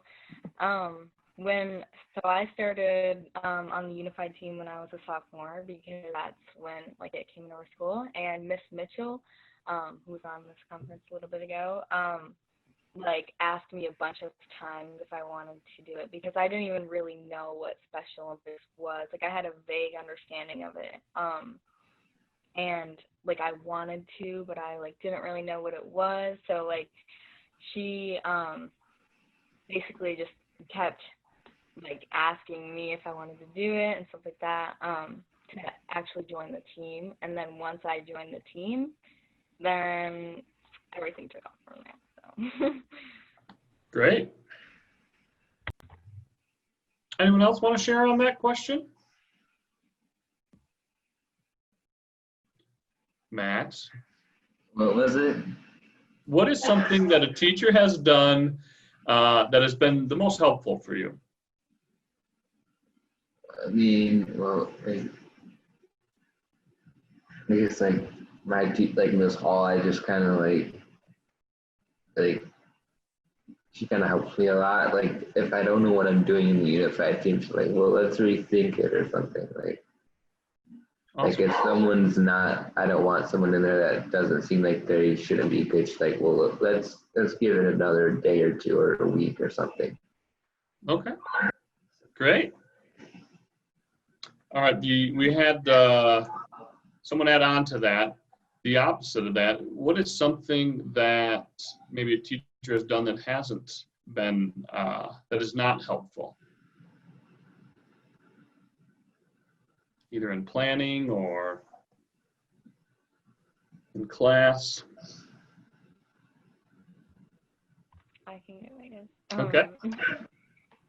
So I think, which is probably a common thing, is just wanting to be like the main leader on like whatever it is. So just in general, like giving more leadership, like accountability and trust into the students would be better. But some of the teachers like don't understand that students are capable and able to be a leader and to really like run a kind of project or event.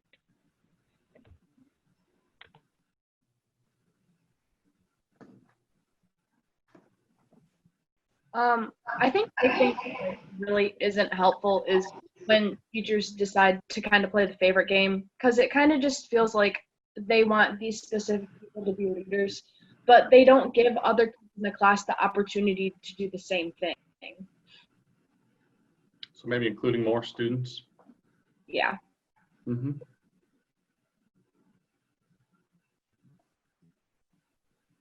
Lily, you look like you have something you might want to add. No, not really. Okay. I just look that way. Okay. All right. Here's a question that came in. How do you plan to stay involved with Unified Champion Schools or Special Olympics after high school?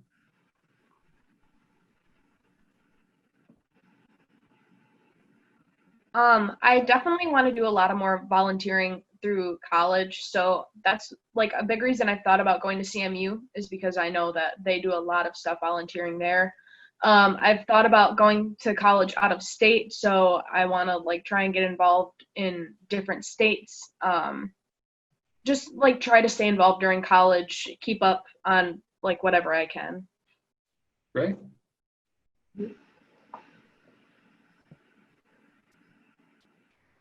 Max, are you gonna keep Yeah. doing Special Olympics?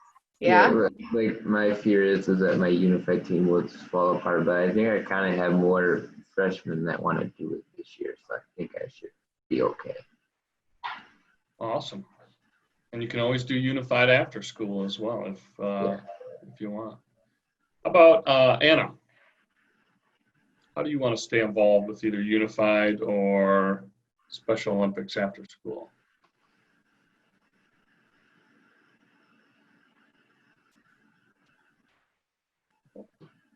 Anna. Sorry. Right, Anna, how do you want to stay involved with Special Olympics after you graduate? I think I would still be involved, like,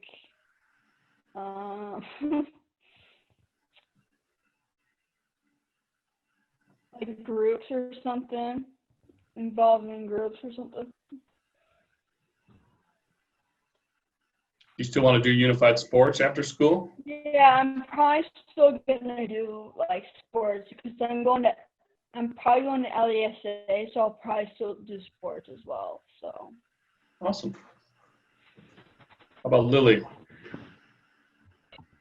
I'm kind of with Maddie on this one. Probably after high school, doing college, like Delta, they have a program. Very cool. And Mariah? After high school, I plan to always be on a unified basketball team, and to, I mean, I'll probably end up just doing Special Olympics for most of my life because and maybe even work there. That's fun. Awesome. We love to hear that. Yeah. So we had a question come in from one of our teachers that wants to know from you all, how would you recommend for her to approach her students about starting a YAC for her Unified Champion Schools program at the middle school level?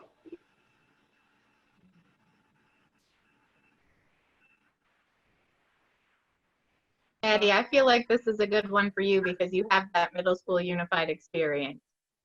Yeah, I think that, like, obviously it's kind of hard to get the word out sometimes. That's always a big thing, is trying to get the word out to students. But I feel like if you're a teacher and you see the leader potential in some students, go to them first. If, like, so they can talk to other students about this program and see if they're interested in it. You want to go to the people that put in. You don't want to, like, obviously going to an outsider is always a good thing because that can bring them to be a leader, but you want to go to the people that you see the big potential in first. But that's just my opinion. I have a question to kind of go along with that. So if she's already got students involved and she wants some of them to be like president, co-president, vice president, co-vice president, should she pick who those people are? Should there be an election? How do you think that part should work? Personally, I think that an election is always kind of a good idea because you go off student-based ideas. Like, you want the students to be able to have their voice heard during these things. So definitely having an election will help those students have their voice heard. Thank you.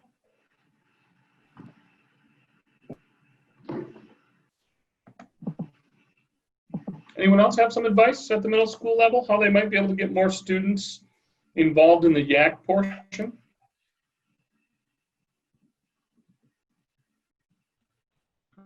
I think if you like go to your YAC or Unified Club or the students who are already involved in the Unified Sports section, and explain to them like a leadership role that they could have like on a YAC, and explain like the responsibility that they would have and the time that they would put in, and see who would be interested.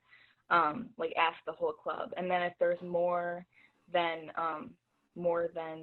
like you would want on the YAC, then that's when you would have an election. But if there's only a small amount of people and students in the club or whatever, then you have those people be on your YAC because you want the people who are interested and willing to donate their time and energy to. Awesome. Very good. Lily, what about you? Don't really know anything right now. It's What made you want to join the YAC? Mostly to make new friends, to experience what other schools have. Okay. So maybe if they have it at like their high school, they could say, hey, at the middle school, this is the experience they have, and kind of share that out. Yeah, but I would also like to show them why. Perfect. Love that. Max, what about you? Why did you join the YAC? Yeah, I didn't join, I made mine, but I mean, I just felt like I needed to get it out there because people weren't really like, didn't really feel like inclusion was important, and I'm like, it is important to me because like people were just being mean, and then sometimes they tear down our posters, so I just like go step up and be like, stop that, like this is really important to me. Good. Yeah. Very good. Anna, why did you join the YAC?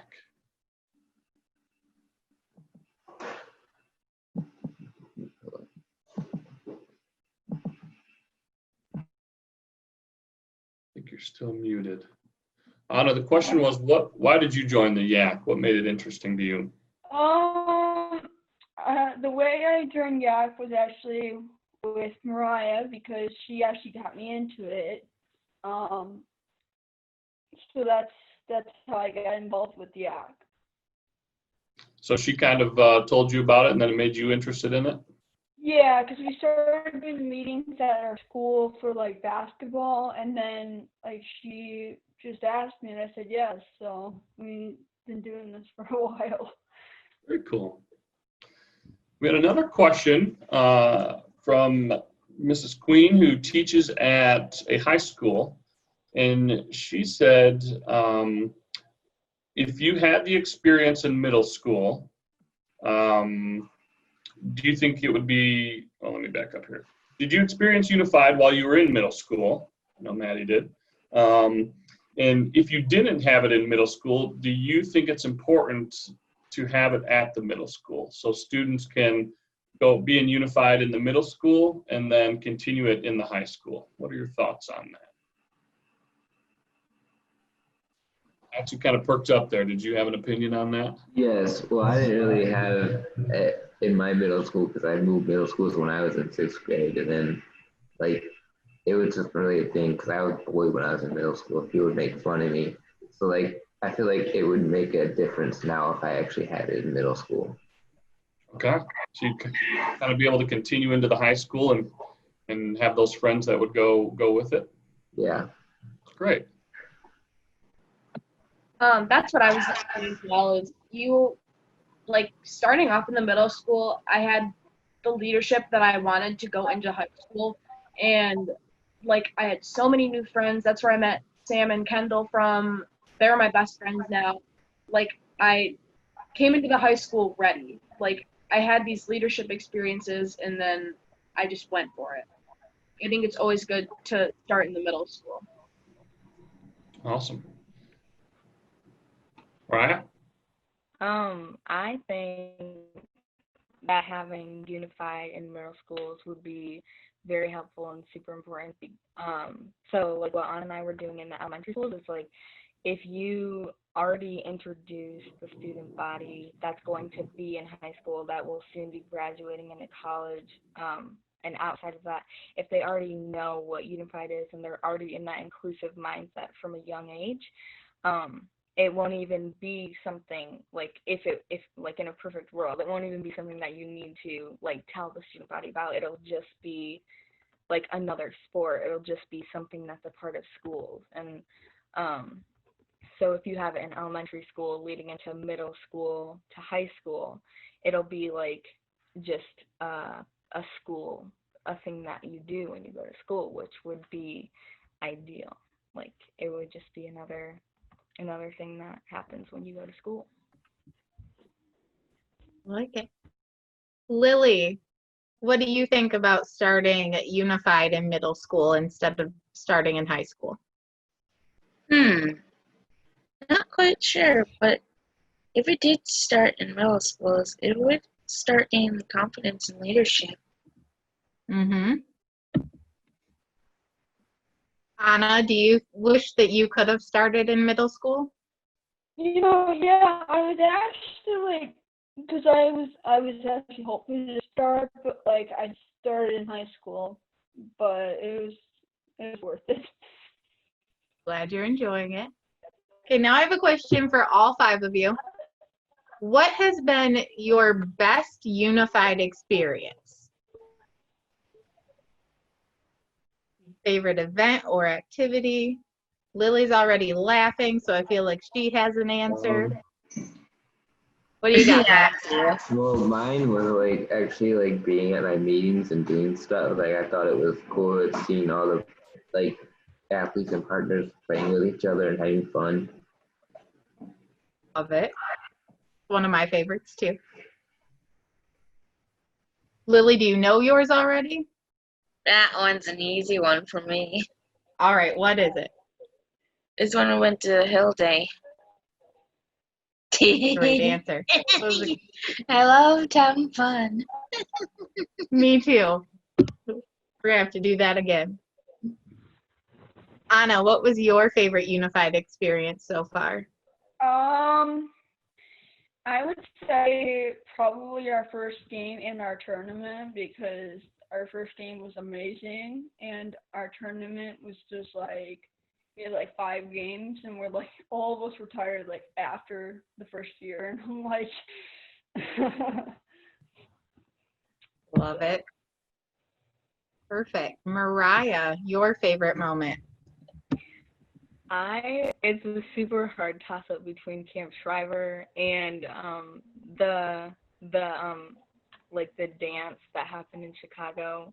That was probably like the most fun I've ever had in my whole life. Like it was like the most inclusive thing I've ever been a part of. Like everybody was dancing, everybody was having a good time no matter what. Like like nobody even thought for a second about like your abilities or anything. It's just everybody was there just having a good time, and it was a lot of fun. That is, I think, one of the best points that we haven't made the rest of this week. But if you want to get your students together and start bonding, turn on music.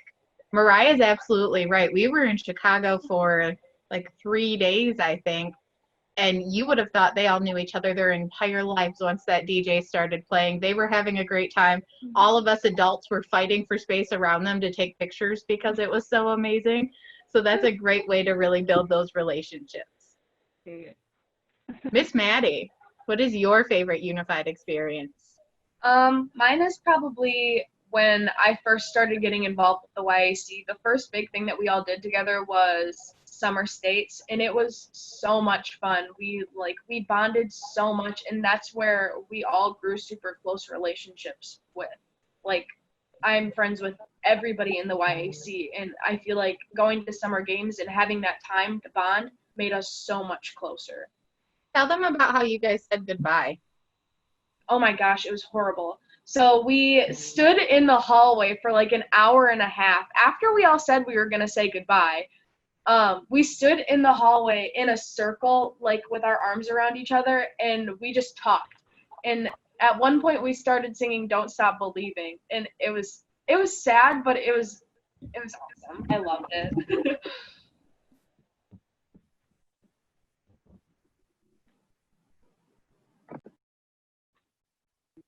All right, we had Jamie asked the question earlier. How do you feel like being in a member of the YAC has prepared you for your future? What have you learned from being in the YAC that you're going to take with you in your future? I think this has helped me with my leadership skills and not being shy anymore and just speaking, like actually speaking instead of just sitting there and not doing anything. Awesome. And you're good at it. Yeah. Thank you. Anna? I'm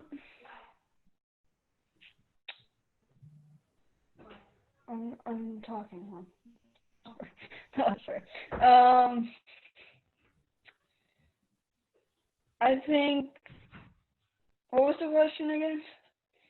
What is something you've learned from being on a part of your YAC that you're going to kind of take with you for your future?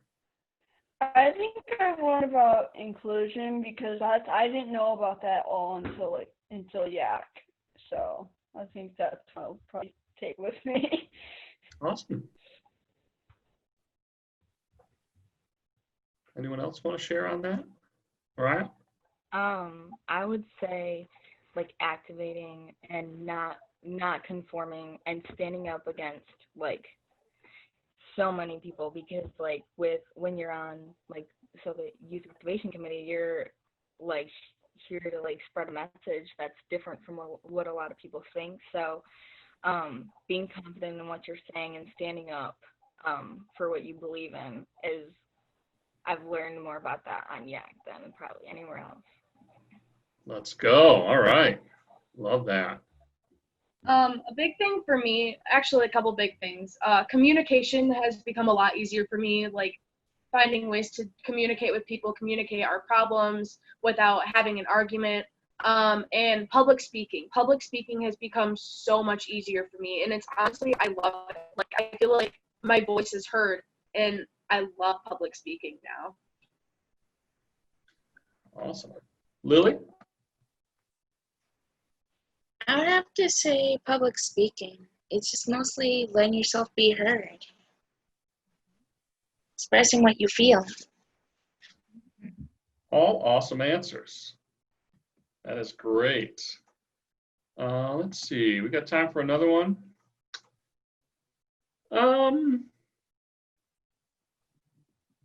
What's something that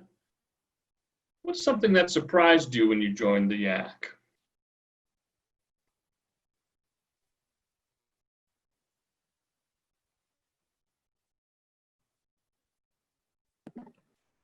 Something that surprised me personally was so obviously we'd have these meetings and we'd walk in and Danielle would kind of just give us the instruction and then she'd just let us go. And I guess that I was kind of expecting like more guide through it, but it was kind of just like, all right, here's what you're doing, go ahead.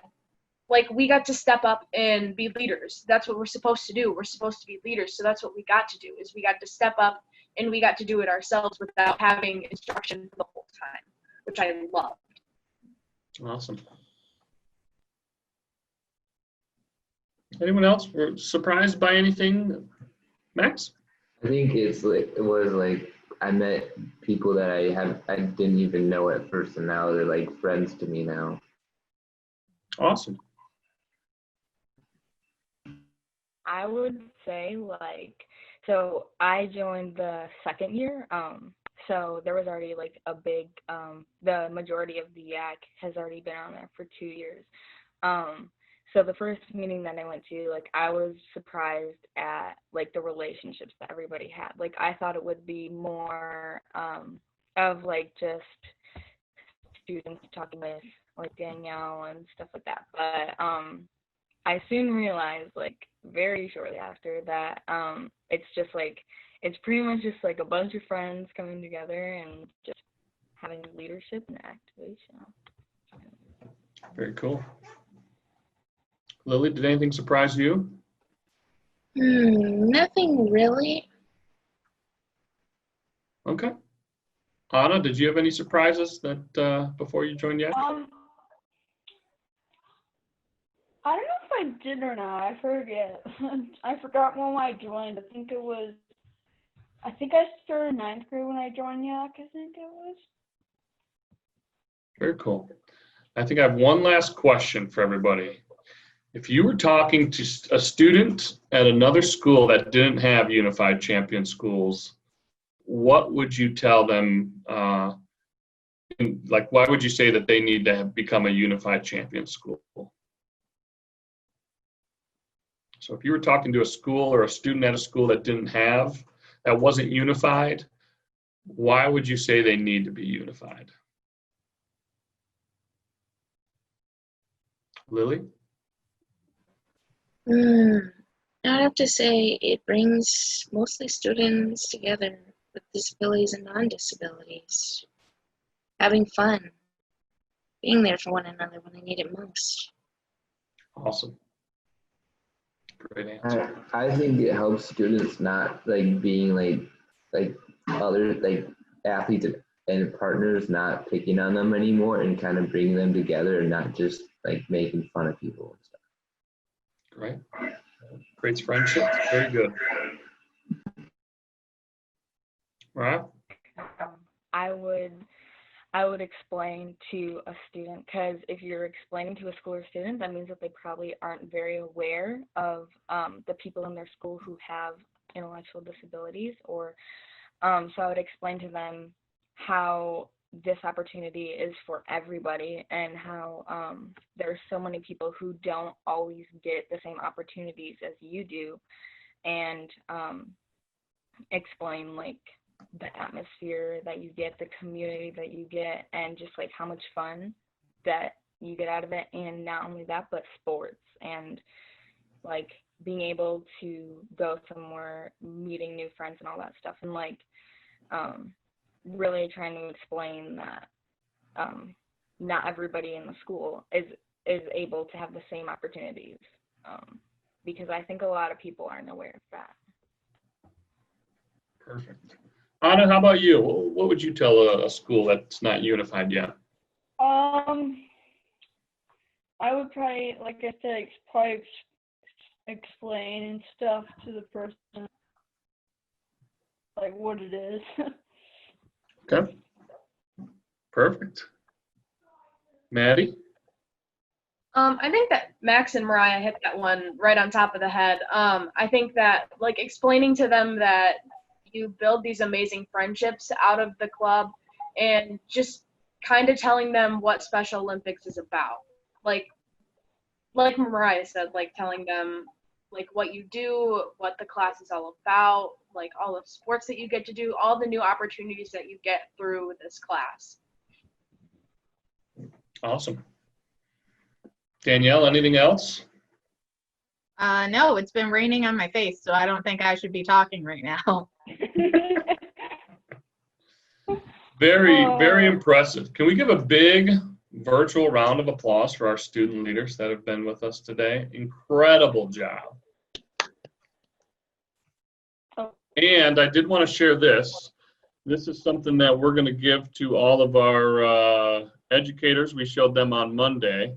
And so we've got one for all of you. So we'll work with Danielle to make sure that you all get one. But we have these really cool bandanas with our logo on them right here.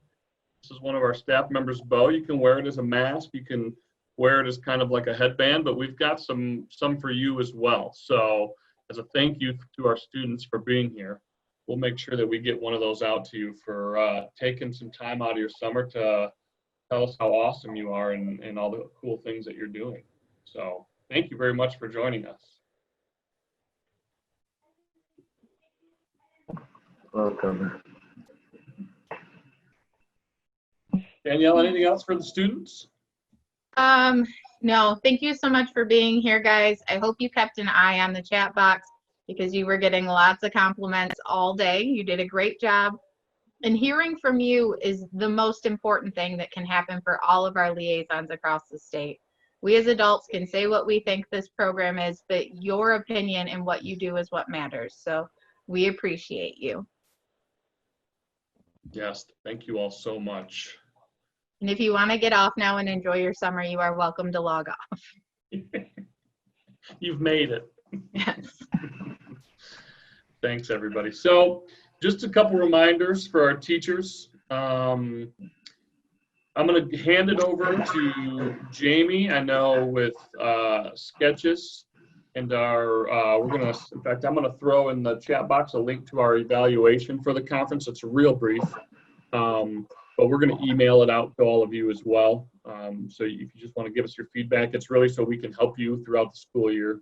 But I'm going to hand it over to Jamie for sketches and some of those final details. Okay, so most of you who registered already, can you hear me okay? Should have gotten, I think if you registered, you told me your information. I just want to throw that out. If you didn't register through the Google link and you still want to get the sketches, just send me an email. And I'll tell you what you need to let me know, and we'll get that applied. I'll probably send that in on Monday, so hopefully that doesn't take too long. Go ahead, Dan. If they were, I was just going to say, I had a question. If they weren't here on Monday, they still get some of the sketches, right? Yeah, go ahead and email me. We've been keeping track of attendance, and I'll just kind of prorate it with CMU and see what they say. So even if you were here one day, it's okay. We will still send it in for you, and you might not get the total 10, but you should get some, I would think. So yeah, send me that information. Margaret's been great about keeping attendance, so I should have all of that for you. I think that's it on that part, unless anyone has questions. If you have questions, feel free to send them over to us. I'm going to link the Google, it's a Google form, so that's your evaluation right down there. I'm going to play one more quick video, and then I've got a couple other reminders. So give me 1 second here to set it up. Margaret's already sent us attendance for today. She's on it. This is just kind of a pump up video as we all leave each other here. I'll share my sound.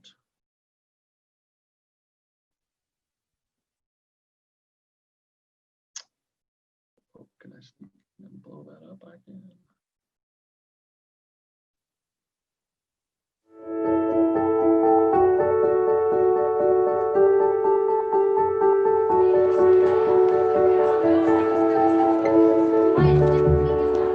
The root of it is a person, disability or not, who has interests, who has likes, who has dislikes, who has strengths. And I think it's our job to put them in situations to create environments where that they're thriving the best they can every single day. Supporting students in their efforts to communicate, giving them ways to share with me and their classmates their voice, what they're thinking about, trying to access that. That's the funnest thing I do. What else? Who else could you call?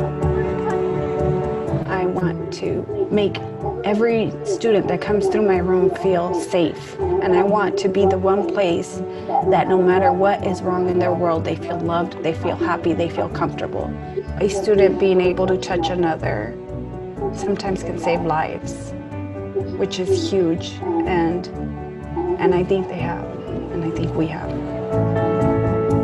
Just as I'm teaching the kids to step out of their comfort zone and to make conversation, to find more about kids, I'm finding that I'm doing that myself too. The last couple years, every year I've learned a little bit more and I've stepped out and I've grown just as much as the kids have grown. You just have to try to get yourself as involved as in many things as you possibly can, so that therefore it opens up the door of opportunities for your students to have as well. I want to see there be opportunities for my kids after school. I want to see my kids on the track team. I want to see my kids on that court doing a pep rally. I want to see my kids being a public speaker one day, continuing to influence the younger generations as we move up. It's no longer about the disability. It's about these are people. And we can together completely make a difference. And everyone can benefit from it. Everyone can learn from it. Everyone can, just flourish from it. That's the way that it's supposed to be.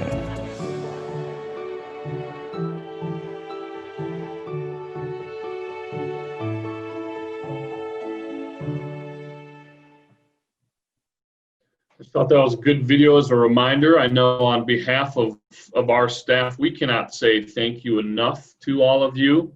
I think we all know that this is going to be our most challenging year, probably for all of us, right? All of you in the education field, trying to figure out what this year is going to look like, let alone taking time and preparing and still providing the opportunity of Unified as you see what it does for your students, what it does for your school.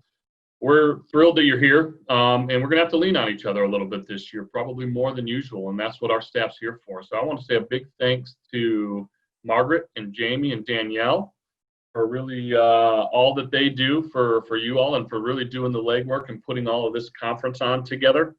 And all of us want to say thanks to all of you for what you're doing in your schools, and just know that we're here for you, and we're going to keep developing and creating and sharing so we can still have the impact that you've made so far. So one thing we did want to do is if people have different Instagram handles for or Twitter handles for their programs, if you've got a Holland Christian Unified or Hazlitt Middle School Unified, feel free to put those in the chat and we can kind of connect. I know that was an idea from Ann from Holland Christian. So if you've got a social media page or something like that that you want to share with the group so we can kind of see what each other are doing, we are going to put that on the budget form.